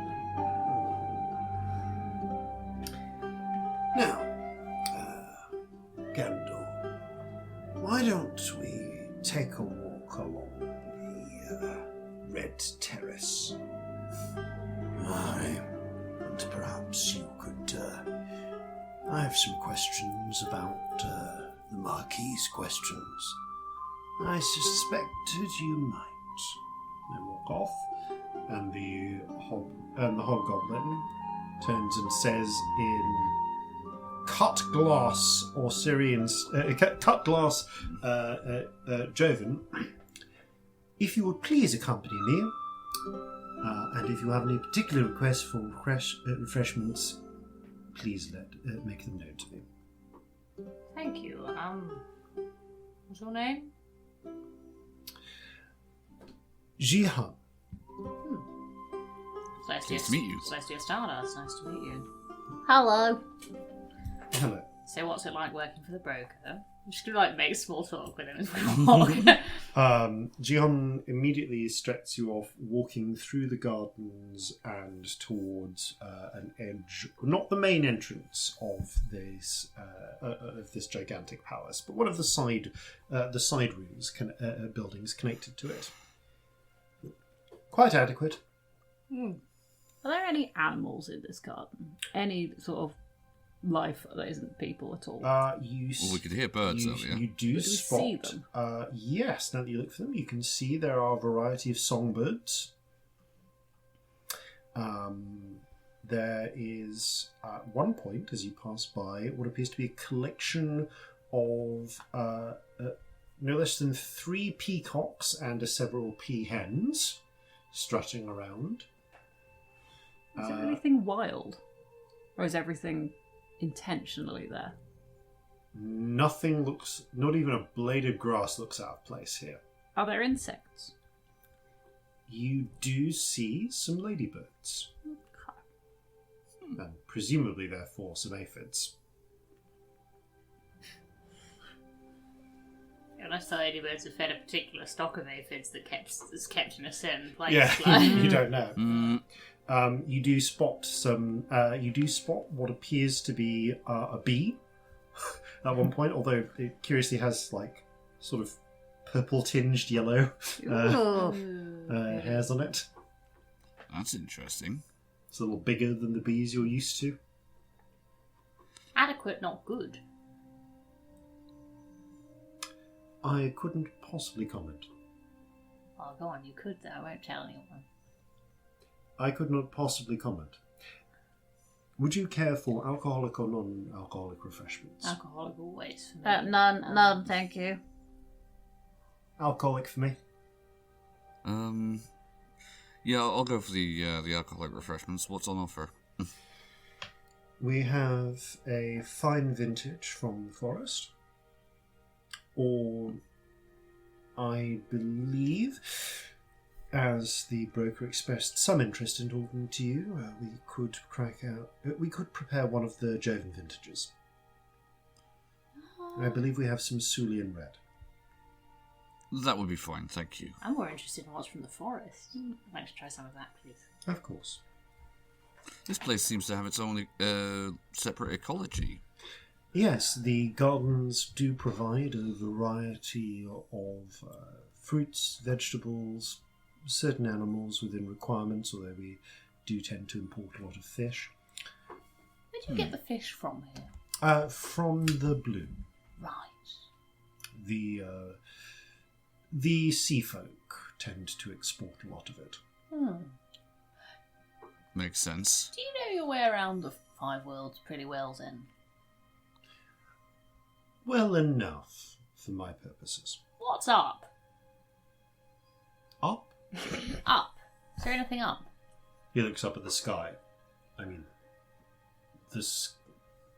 if something were to get lost up, where would that be? Is there anywhere? Within paradise, there is simply the sky. If you're referring to the bazaar, I believe some individuals have tried to fly upwards and eventually gotten tired and come back. I'm afraid more information than that is beyond my purview. I just thought it was worth asking. Yeah. Just in case. Here we are. You are shown to a sort of almost like an orangery.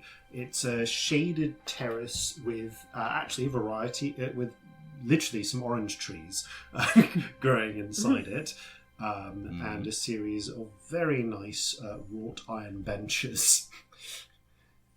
There is what appears to be an ornamental koi pond in the centre of this quadrangle, with, koi, with some large patterned fish swimming lazily around it. A small stream flows into and out of the pond and elsewhere. This is all very impressive. Very appreciative. Yeah. Thank you. We do work to maintain things to the standard that is expected of paradise. I will retrieve your drinks now. He gives you a short bow and then leaves through a side door. All of this must have taken some doing. Yeah. Yeah. Do you think they're allowed out? Paradise is all secret and that. Do you think if you work here, you're stuck here? I don't know. I don't know. This I doesn't didn't seem get like the a place with a impression lot of that people was the coming and case, going. but No. Oh, I don't know. Just a weird vibe from him, you know? I don't think it's easy to get in and out of any of the worlds, though. Well, that's true. It doesn't feel like people actually move between them that much. Presumably, at least some people here must have the ability to come and go, because otherwise there'd be no way to get any of the stuff you couldn't make here. Can I have an orange? Pluck one of the oranges off the tree. Tear it open. Ooh. It's like a little tart, but pretty sweet. It's actually a pretty decent orange. It's a fucking good orange, if I'm honest.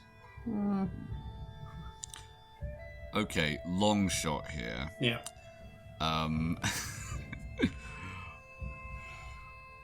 Where in Calcinea would oranges have originated? You don't know, but you know that they grow them in Faroz. Right, makes sense. Okay. Um, perhaps? Yeah, I don't know. Maybe. This place looks... I mean, it looks giant, doesn't it? So, they could have been here since then. Yeah.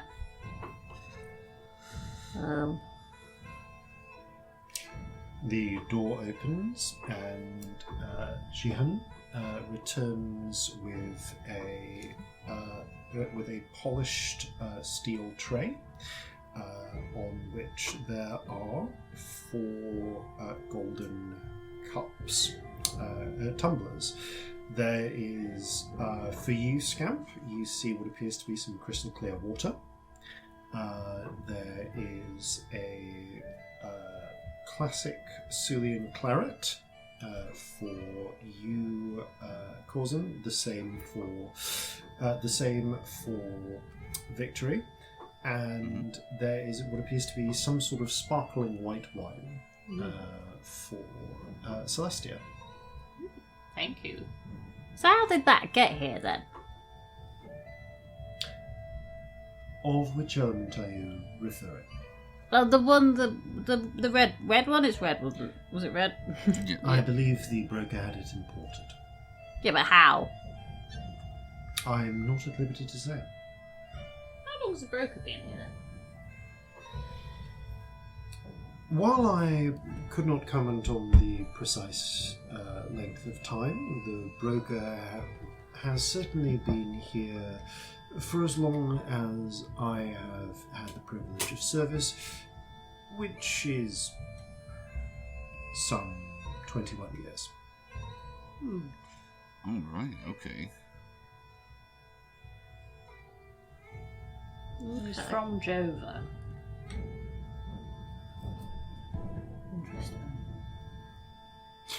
And some appetizers. He also produces a tray on which there is a collection of. Basically, there's a mixture. Half the tray are small little sort of folded pastries with some sort of red paste inside them. And the other half are little silver bowls in which you see what appear to be the candied sea snails from before. Right. I'll have a snail. The sea snail is actually chilled. That makes it worse somehow. Yeah, you can take a little bite on it. It's been absolutely filled with sugar in some way. So it has a strangely sort of. It's not quite gelato. It's bizarre in that it is definitely a very, very sweet mollusk. But it also seems to numb your tongue a little as you as you bite into it. And the numbing passes with a curiously pleasant tingling sensation as scent taste returns to it. Ha! Well, that's a weird treat, but also fun. Corzin will nibble one of the pastry things. So the pastries are savoury. They're kind of cheesy and salty, and the red paste inside is quite spicy.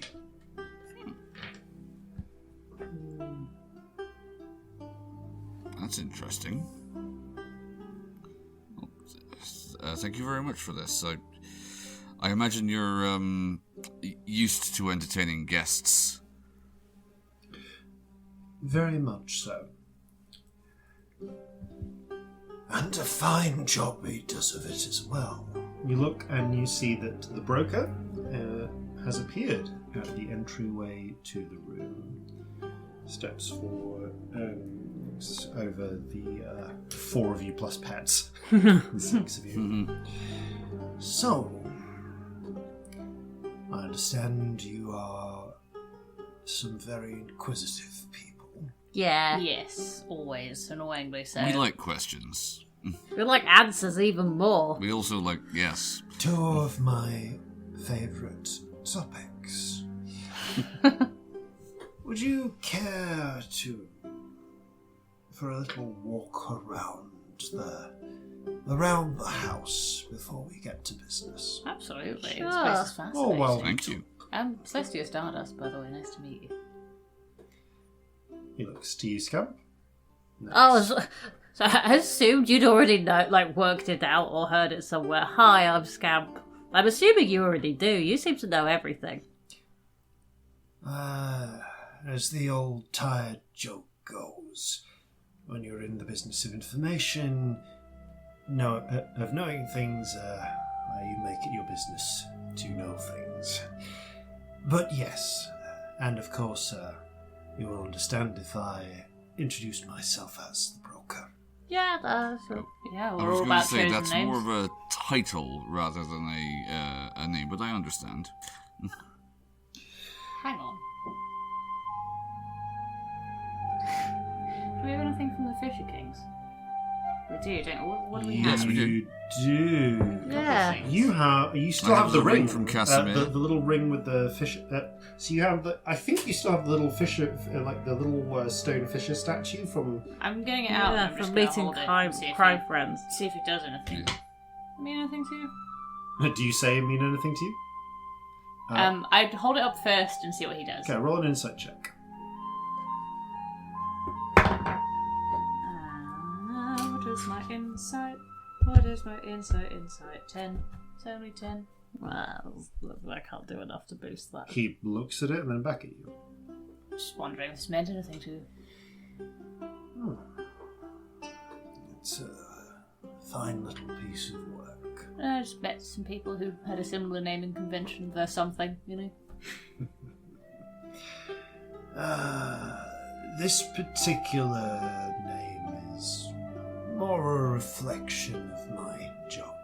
Oh, it makes sense. So were theirs as well, to be fair. Yeah. Sculptor did a lot of sculpting. Yep. The restaurateur presumably... Had a restaurant. Yes. I still think it should have been The glutton was an odd choice, considering a lot of them were jobs. I mean, he did eat a lot. Professionally. Cut up, right? Let's go. We would love a walk, thank you. Please, go through one of the galleries. Lovely. As he walks, he takes you around the palace. And it is a palace. There are rooms upon rooms, and I do mean there are hundreds of rooms. Many of them are... The the corridors certainly are sized for giants, as are many of the rooms, though others are clearly sized for people of more sort of humanoid sizing. And there are a mixture of friezes and frescoes on the walls, some of which are more sort of generic or geometric in shape, in depiction, others of which seem to depict tall and impressive figures performing regal sort of acts, or doing impressive things like captaining ships, or anyone can do that. Yeah, or standing and directing crowds of smaller people around various tasks. Ah, yes. Monuments to the past. They had some fucking egos, didn't they? Yeah. It is a bit, yes. I mean, we've seen places built by bigger egos, though. So, a guy had a golden toilet. Like a chamber pot made of gold. It was very silly. Oh, it was funny, wasn't it? It was funny. Very funny. A lot of egos in that place. So many. Compensating for something, to be sure. Absolutely. What are you compensating for if you've got a gold? That's a tiny Well, it's arsehole. more indicative of what the person lacks, I suppose. Why are you like this? The broker kind of walks calmly, like a little distance from you as you pass down the corridor. Occasionally points out the odd bust on the wall, or decorative feature. The sort of hanging gardens from the outside go into the palace in places, and there are sections along the walls where greenery is growing, lit by strategically placed windows, or like seat or skylight holes, or even in places just light stone, sort of like good mage crystals providing light from above. This is beautiful. Yeah. They I sell. was just saying to my companions, this place must have taken decades to get it into the state it currently is. It certainly took some time to put it back into order. Not much can be said. Oh, is it a bit of a mess when you got here? Yeah, you could say that, but even then, there were still some folk living around. Not the original builders. If the original builders were still around, that's interesting. Yeah, because that would have surely been a very long time ago, wouldn't it? If I'm reading the situation right. I take it you're a student of the Gigantes yourselves, then? Well, we've come across Yes. them We a bit. dabble. Yeah. More enthusiastic amateur, but definitely a field of interest. Absolutely. No. This place was long abandoned by the time we got here. You've been here a while then? Long enough, I suppose, but you have not been here long at all. You are fresh-faced and new, and I'm in a generous mood, so I don't mind sharing a few pieces of information that are common knowledge here. Yeah, very there's kind a of you. lot of deals going on. Everything's got a price and all that. Oh, yes. Are these ones Do you going to know- cost us anything? No. Or is the price just our pleasant company? This is just some pleasant company. They couldn't get the door open. Which door? Who's they? Everyone. That was the grand trick of it. They couldn't figure out how to open the door to paradise. But you could. Well, I'm bloody here, aren't I? Well, yeah. Sometimes, like, finding the way through something isn't finding it yourself, it's finding the right people and putting them in front of the problem. Ah. And sometimes it's just blowing things up until something fixes. Or going in round the side. Well, you'll understand if I don't reveal exactly how I got the door open, but there wasn't... Well, there's a great deal left, but there wasn't much in the way of people. What was See, that? there were bones, what was left of them. But the original builders were... How would they have put it? A kingdom where every man's a king, every person... Well, they were, I should say, where every person's a king, and their concept of who classified as a person, or at least as a citizen, would not be the same. See, every king must have subjects. Right. And they needed subjects. They needed people to hold up their thrones and, of course, to fill their larders. In a literal sense, or are we talking... Like farmers? When I got here, everything that could have been eaten, well, the larders were long since empty, and too many of the bones were chewed.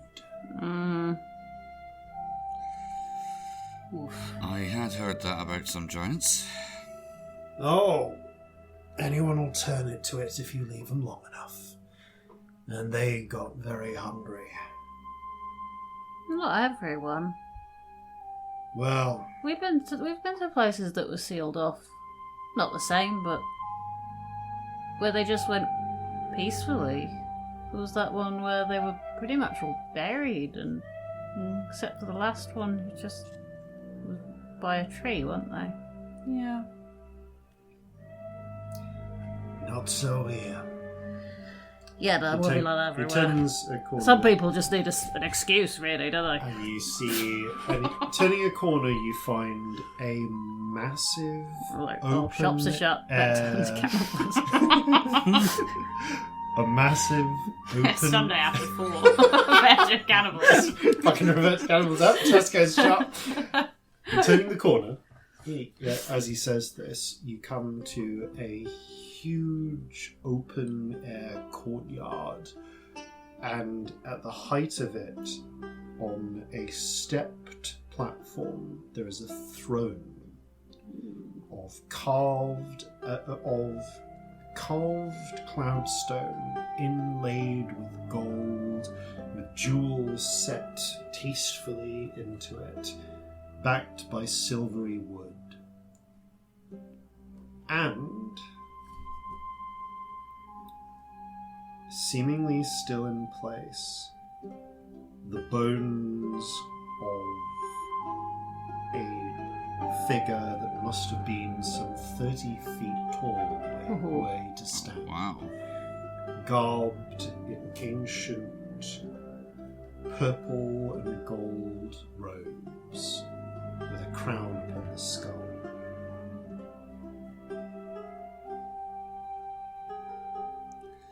Does this resemble the individuals or the remains we found in the giant city? I mean, it's definitely the bones of a giant, larger than the one you found in the moth world, and not dissimilar in structure, but clearly one of the greatest of their kind. The broker folds his arms and looks up. The last king of paradise. Well, queen, actually, in this case. I understand from the hips is how you could tell. had to get someone in to take a look. It's actually all wired in place, the bones. I feel like it's as simple as looking at the bones. Yeah, There's a lot yeah, more to it than that. Like, well, I mean, I've got to give it, I don't know, but from the jewellery that was on them, the type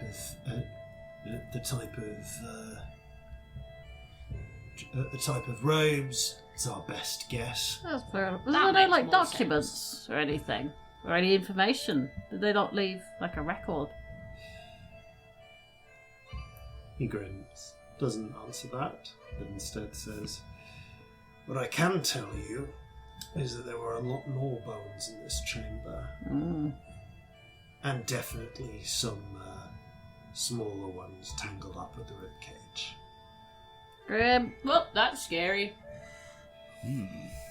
I think she got to the end of everything that she could eat and Carried on. well, sat upon her throne one final time to witness the end come. Any idea how long ago that was? Long enough the bones are bleached. Long time. At least, well over a millennium or so, or two, maybe two. Oof. Hard to tell. I don't think they intended to stay shut up here. No. Seems silly as an intention. Or if they did, maybe it wasn't, maybe they miscalculated. Like I said, it took us some time to get this place going. There were things in place, mechanisms to grow enough food. But you see, the great curse of the 5 worlds is resources. They're not that large. So, Now they work, all working together. There's only so much to go round. And their appetites here outstripped what they had stockpiled.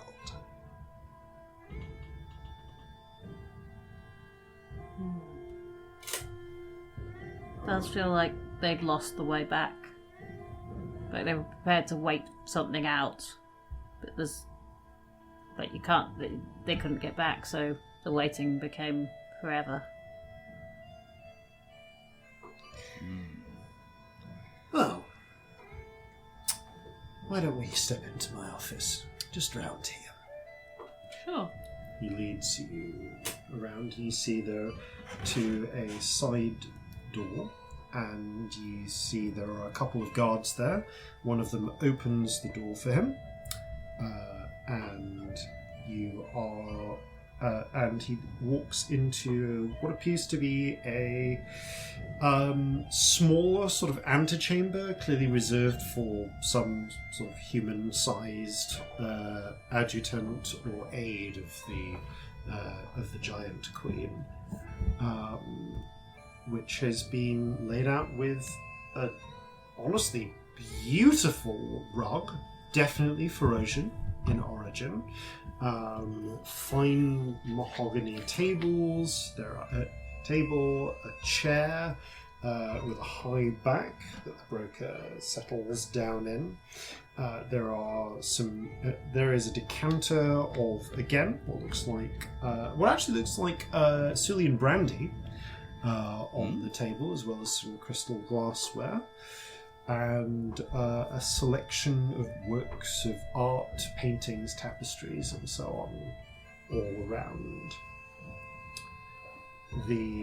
There are also, again, a couple of guards on the inside, one of whom is dressed in the black leathers of the external guards, and another who is dressed similar to a valet in style. So, help yourself to a drink if you want one. Thank you. Lovely office you've got here. Thank you. Absolute devil to get some of the parts, but... I can imagine. Yeah. So... what do you want? You know that big thing that flew in here out of the blue a few days ago? I could play around for a bit, but yes. Yeah, we know you know about it, so... Pyramid, bone, ash, gemstones, very interesting carvings. Yep. Yeah. That's what we want. Mm. Well, I paid a pretty penny for that, so to speak. Well, it's ours, so... I'm afraid the laws of finders keepers are somewhat relevant here. Oh yeah, we figured that was probably the case, but you know, we still need it back, so here we are. What did you pay for it? I absolved some long-standing debts. Suffice to say, it was a relinquishing of a long-term investment that I felt was a worthwhile trade.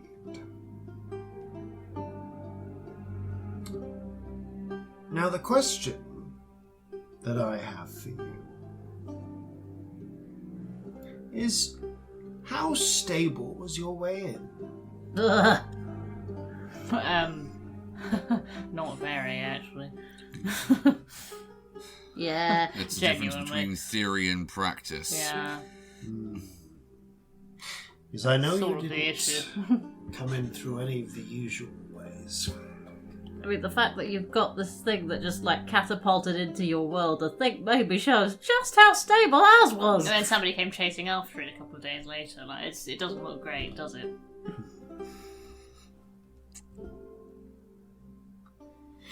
Alright. So you want this. Yes. Anything else? While we're negotiating. I mean, it depends how much that is, really, doesn't it? Yeah. You don't know how much you can afford when the price is on the table. Yeah. Well, I'll tell you what. If you've got anything else you want, let me know. Well, what And sort we'll of things work can out- you get? I can get a number of things, but I do specialise in knowing things or finding things. For instance, I'm very curious why you are curious in Op.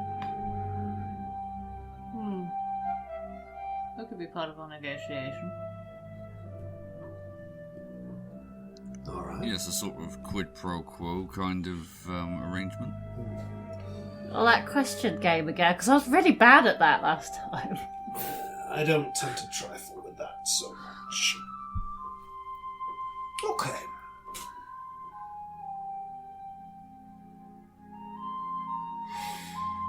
If you are trying to go up, then it means you're trying to reach somewhere. But it's not somewhere you know for sure, is it? No. All we know is up.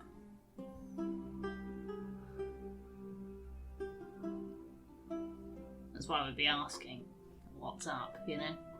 And, you know, I'm amazed that no one's just taken that as a, how are you? Or what's going on, quite frankly. We keep going asking people what's up, and they take it as a serious question, which is interesting. Alright.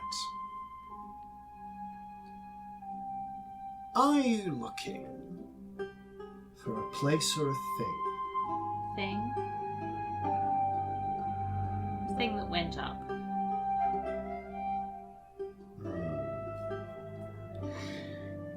Okay. I'll provide you another freebie. Okay. There are other places, up, down, sideways, within the space outside these worlds that are tricky to get to. Sometimes they're open, sometimes they're closed. How one gets to them is something of a trade secret, by and large. But I know some tricks.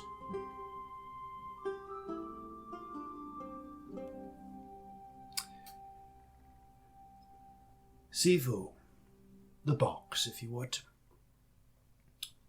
One of the valet turns and opens and places a small silver box on the table. Silvery box. As he opens it, you can see a thin line around the outside of it before you get to the velvet-lined casing, which looks like the distinct sheen of lead. Inside, you see what appear to be a pair of compasses. One compass is pointing in a specific direction. The other compass appears to be pointing at the first compass.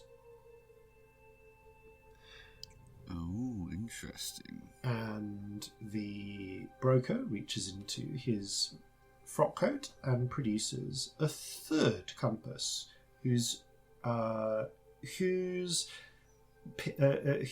pin needle, there we go, is lazily spinning around. Puts it back in his. He holds it in his hand for a moment, turning it around as he talks. The make of the compasses, by the way, are not like compasses you have seen in Jova. There is you realise that parts of them are made from mithril, and there is there is something in the design and aesthetic that reminds you of gigantic artifacts that you found in the past. These are finders. There's a complex and overly grandiose, gigantic name for them, but what it says on the tin. How do they work then? They are annoyingly use once, and you need a specific type of spell. Specific one that is unfortunately impossible to replicate outside of the handful of gigantic scrolls that exist to cast it. So it's not something that someone could learn from looking at the scroll? Are you a wizard of skill unparalleled in this or any age? Possibly. No. Half of that, no. Some of that. Are you a wizard capable of learning ancient spells such as were written down by the giants? Not on purpose, but by accident, possibly. Well, I can read a bit of Giant. How are you with advanced wizard-based formulas? I've got a book of spells. It looks like a colouring book. Do not be fooled, it is a colouring book. But it's also magic. Sort of, a bit. Magic is definitely more, or of that kind, certainly, is definitely more your area of expertise, Scamp. But you did the reading of the words, because I'm not good at that. Yeah? I can read. I'm specifically saying giant. I feel like we're digging here. I do, yeah. I found a hole. I thought I'd make it bigger. Please carry on. Regardless, each of these can be set with the spell. Okay. To find one object or one location. And it won't just point there. Because the problem we've been having with finding stuff is it just points up. And it's not actually that helpful, you know? You see, this is where things get a little more interesting. The shape of up, or left or right, is not constant. Sometimes, in order to travel up, you actually need to travel up for a bit, then left, then back, then right. You'll have noticed that like getting things were a little... Yeah. Yes, difficult getting here. Like when we went left 4 times and didn't end up in the same place. And then wandered back and forth round a fountain like fucking nutters for a couple of minutes. Yes. I enjoyed it. That was a lovely but it was time. weird. Yeah. The world doesn't quite work the way here that it did back home. These find the path. Right. Oh, I see. Problem is, you might need 2 of these. Why would we need 2? One to find your way to whatever you're looking for. Want to get back. As it so happens, I have 2 blank finders and 1 blank scroll. So I can help you with half of your problem, or a little more than half of that. And, of course, I do possess the curious little object you're looking for. Which brings me... Sorry, let me clarify that. Small retcon. I do possess 1 blank finder and 1 blank scroll. Which brings me to the proposition. Puts away the lazily spinning finder in his hand. So he doesn't have 2. Yes, he has 1. Sorry, I made a correction because this is an important thing. Yeah. Yep, fair. You'll see that there are 2 finders in this box. Yeah. Sifu, if you would kindly take one out of the box and close it. The valet picks up the finder whose needle is pointing to the other compass and closes the box. The needle immediately changes direction and starts pointing in the direction that the first compass was pointing. Okay. You see, one of these finders, the one that Sifu is currently holding, is set to find other finders. That's very useful. So, you can take that should you accept the job offer I'm going to make to you. Ooh. And if there is another finder in the place I send you, you can use that to find it. And I find, I'm using the word find a lot, but I have found that finders and the scrolls to encode them tend to come hand in hand as a pair. Why not store them together? Makes sense. Yeah. Obviously, I keep mine in separate locations for insurance purposes. Yeah. Well, that makes sense. But I But suppose... the giants were no fools. They would have had to have been practical about this sort of thing. And I imagine they were a lot more common, so it's not such a big thing about the security. Practical stuff is more important. Quite so. Now, what is of interest to me is that about 2 days ago, these... Sifu, back in open the box again, would you? He opens the box, places the 2 compasses next to each other, which resume their previous focus. What I found of particular interest is 2 days ago, both of these compasses, which had not pointed in a clear direction for quite some time, both started pointing, which tells me that a path has opened up to somewhere with at least 1 more finder and the thing I'm looking for. What is it that you're looking for?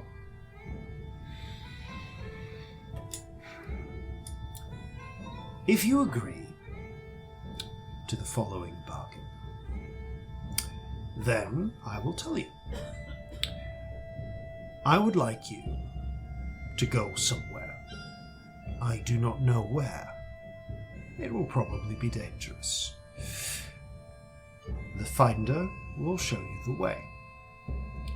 I would like you to retrieve the object that finder is pointing to and bring it back to me. In exchange for which, I will provide you with a blank finder and a scroll, so that you may encode it to look for whatever it is you're trying to find that is up, and it will lead you the correct way to to reach that, even through the twisting veils of the void. What about the other thing that we need? I will also return to you the object you have lost, the bone pyramid. The thing you're looking for that we would be fetching, what if it turned out to be the thing we're looking for? That's not likely to happen, is it? Well, that's why I'm going to be holding on to your lost property until you get back. But I would be very surprised if you happen to be looking for the specific thing. It would be a bit of a coincidence, but you'd be amazed at the weird stuff that happens to us. Is it something you've been looking for a while? Sometime. Probably I've heard rumours of it. I suspected it was out here somewhere, but none of my teams had found it. And you're trusting us to do, like... Why? Yeah, I mean, it is big. The thing suddenly changed, and 2 days ago, which is about whether the thing arrived and we've come looking for it. I see why there's a linking up here, but it's still a big trust. Or a big gamble, I guess maybe is the word. It is, which is why I like to reinforce my agreements with the assistance of Nightwalker magic. But, frankly, it comes down to information. You came here through an unstable path. Yeah. I imagine that path opened 2 days ago.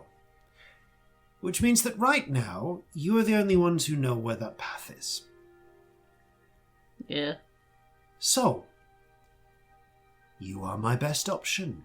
And it seems that you were resourceful enough to get to me in the first place, which suggests you have some skills about you. And furthermore, I have several things, that you want. Yeah, that's a very fair point. And I am prepared to make a bargain to that effect. Will this thing hurt us at all? The thing you are seeking... For you. Yes, the thing you are seeking for me. In and of itself, no. It should not hurt you in the slightest.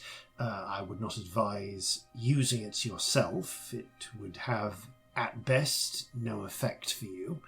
And I could not predict if it would harm you if you did use it on yourself.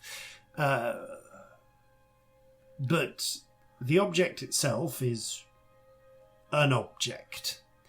I have no idea what guards or wards may surround it, or what condition its surroundings are in. I simply know that a way has been opened to it. Will the taking of it hurt anyone else? I've no fucking idea. Will you be using it to hurt someone else? No. Is it another giant artifact It is... of some kind? Yes. Although I am beginning to tire of 20 questions. It was, I made believe... a lot of rubbish deals. It was, You I would not believe, believe the rubbish deals we created have made. by the giants back during the height of their society. And it is, for want of a better word, a medicine that cures a very specific condition. Okay. That condition isn't being alive. This isn't like a poison situation. Poison's not hard to make. This would be a lot Oh of no, effort but for I just that. wanted to check. Yes, We've had some bad deals. That's a fair consideration. I would probably just get someone to stab. Oh someone yeah, if but I wanted sometimes to you do know, that. I just No, We've this made some bad deals. This is not a poison. This is a medicine. It is an extremely rare and quite possibly unique medicine, Ooh, that's interesting. and therefore of sufficient value Yeah. to trade you what you are looking for. Okay. Do you have any idea, or where do you currently believe it to be? Wherever the finder is pointing. If I knew where it was, I'd go and get it. Why don't you go and get it? Because I don't know how you got into the Broken That's Bazaar. Otherwise, again, I would send my own people. And I would like to make the point that this is a time-limited offer, because once my people do find however it is you got in, your bargaining position gets a lot weaker. Yeah, that's fair. One condition. We're not followed. While we're carrying out your mission. Yes, you're the broker. You have eyes everywhere. It's part of what a person in your position can do. And gives you a wry smile. You have done this before. Yes, Very well. lots of times. I give my word that An while embarrassing number of times. I give you my word that while you're carrying out this mission, I will not have you followed. Well, there's some fun wording about the mission being done and us being followed after, but yeah. And I don't blame you for it at all. Well, I mean, then we're under no obligation to each other at all, so... Yeah. So, you will go and retrieve this object for me, and I will return to you your lost property, your pyramid-type item, and furthermore furnish you with a finder and a scroll to encode it. Do we have an code? Everybody feeling alright? Sounds reasonable to me. I Which think we makes do. me all the more anxious about it, but Yes, yeah. we have an accord. Good. Tahon, one of the sort of smoky-skinned demonic figure in black armor steps forwards. You witness this? They nod. If you would care to provide a binding. They take a quill pen and proceed to carefully stamp themselves in a soft, fleshy part of their, sort of like in between thumb and fingers, and it comes out with a bright purple blood, a sort of sparkling type of blood. Hag purple. Yeah, it's a similar vibe. Interesting. Broker,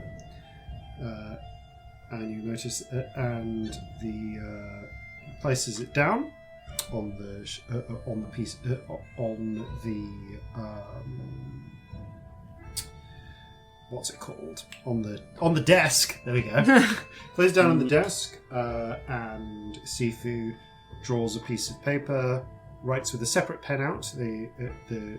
Picks up the pen, writes the wording of the agreement as stated onto it, places pen and paper in front of the broker. Broker leans forward, picks up, putting his one arm forward, picks up the pen, writes on the paper, using his forearm to conceal the exact wording he's writing, and then proceeds and then taps the pen a little. He's covering his pin number, isn't he? And you do see as he puts the pen, puts the core back down in exactly the same position as before, lifts his arm, on the paper you can see there is written. You can see where there is a splotch of ink, of carefully positioned ink, and then underneath it, the broker, as if he signed his name and then carefully blotted it out. But it still counts as signing, yeah. Sifu turns the paper around and offers the purple inked pen to the three of you to sign. To the four of you, in fact. Sure.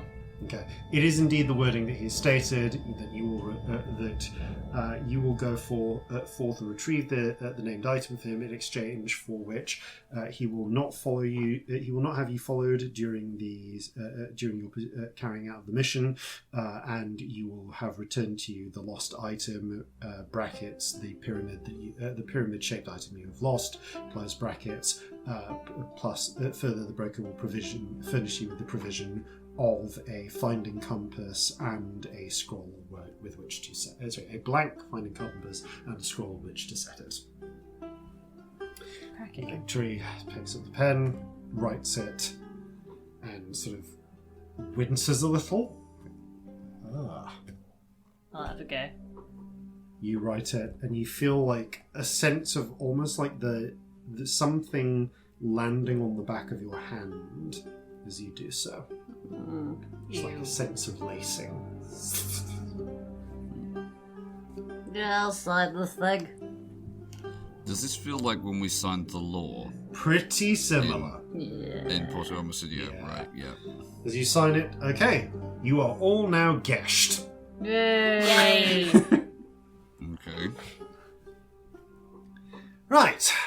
The item I wished you to recover is a cure for vampirism. Ooh! A cure for vampirism. Oh, yes.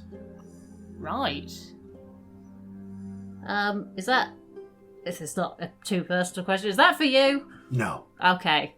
No, I am regrettably mortal. You're looking very well on it. Thank you. I suppose skin treatments and good cream. You also live in a place called Paradise, so... Yes, that You has probably its eat really advantages. well. Yeah. Yes. You should try the He's a peacock when you vampire, then. return. Fascinating. Oh, they are real and they're... Oh, yeah, we know. We're aware. Really? We've met a few. Yeah. And live to tell the tale. Most interesting. I mean, actually, I haven't met one. They just told me, like, as a fucking afterthought at one point on a really bad fucking day. I didn't need to know that vampires were real. They were just like, oh, by the way, fuck you with your trauma. Vampires are also real. I mean, there was a point where you did need to know that vampires were real because of other circumstances and... Yeah. I didn't need to know right at that second. No, that was a little insensitive. I'm very sorry about that. Bad day. It was a bad, bad day. Well, very interesting. However... Our lives are really weird. I can tell. You do seem to be cursed with interesting times. Yes. Oh, very much so. Well then, I believe that concludes the pertinent part of our business.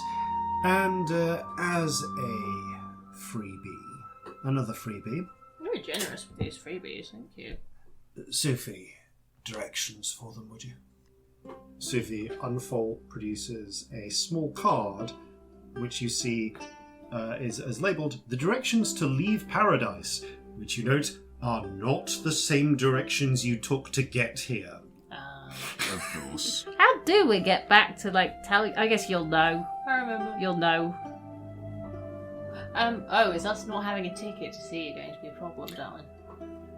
Sifu... Because I remember the direction. Sifu taps the card, you fold it over, and you see there is on the back a small golden ticket.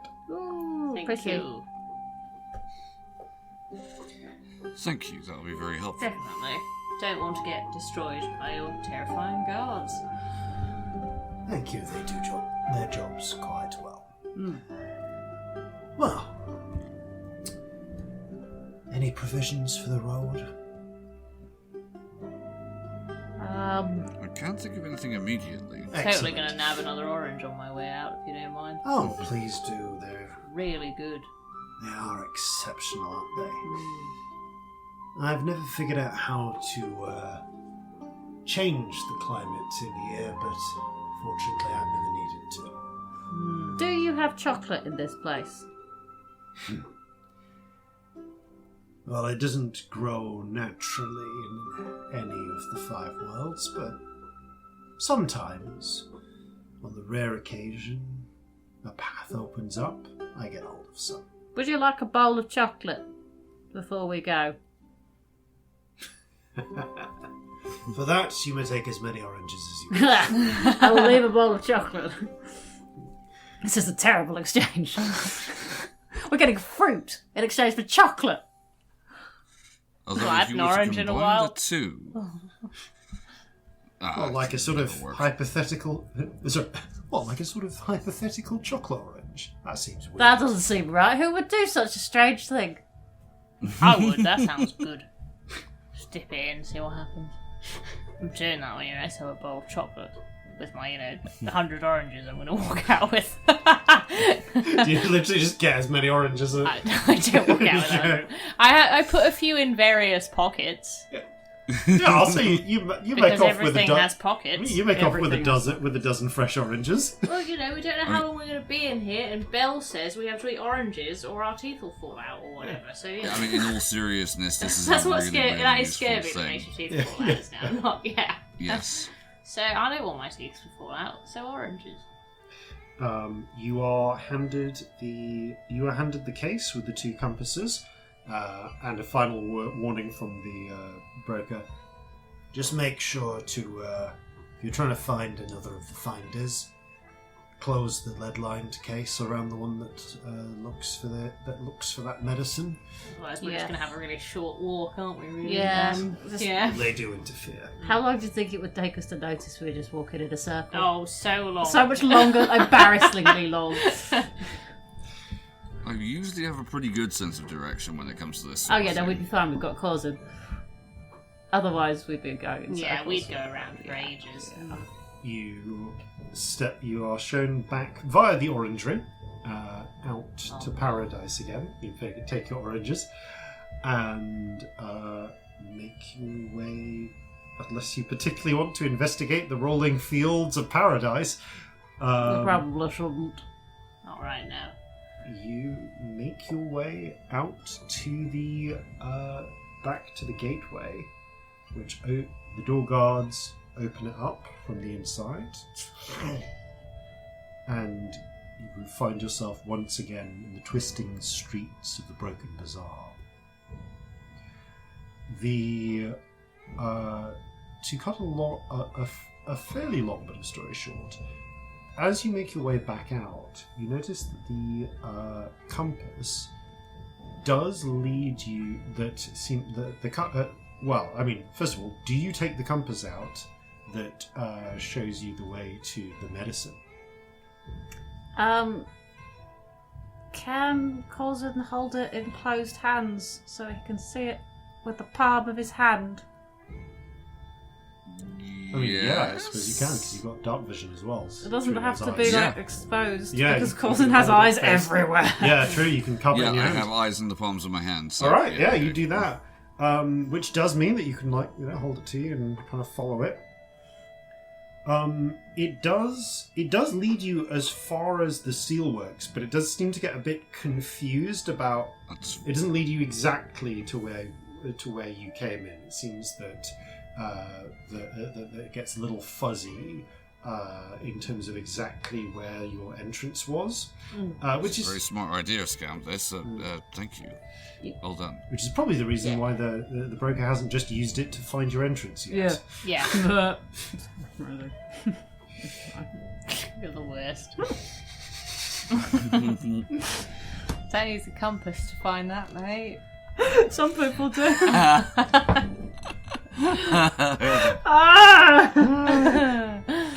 Anyway.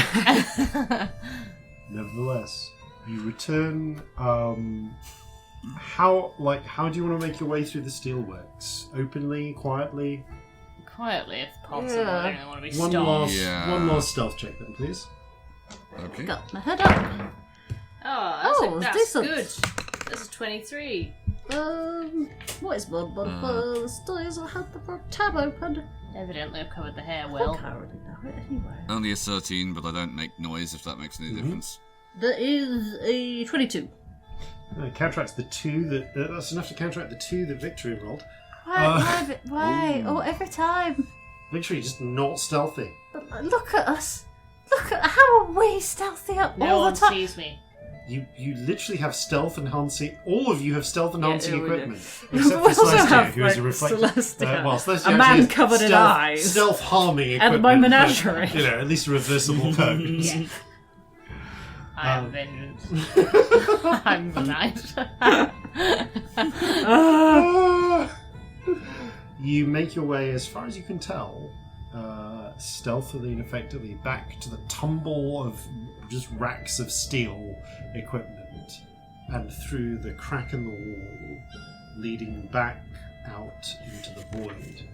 Consulting the concealed compass, you can see the arrow is pointing straight back along the steel spiderweb-like pathway towards the mansion. As you begin that journey, let's have a short one today. We'll pick up there with you as you quest for the cure to vampirism next time on Flintlocks and Fireballs. Thank you all very much for playing. Thank you all very much for listening. Fair seas and natural 20s. I've forgotten how to do the outro. Farewell for now. Fair seas and natural 20s. In the bazaar all things have price, even the path to paradise. I'll grant you back what you have lost, if you're prepared to pay my cost. So gather your muskets, gather your spears, we'll plunder the shores of Calcinea. No kraken, storm or spell we fear, so come and sail with us, my dear.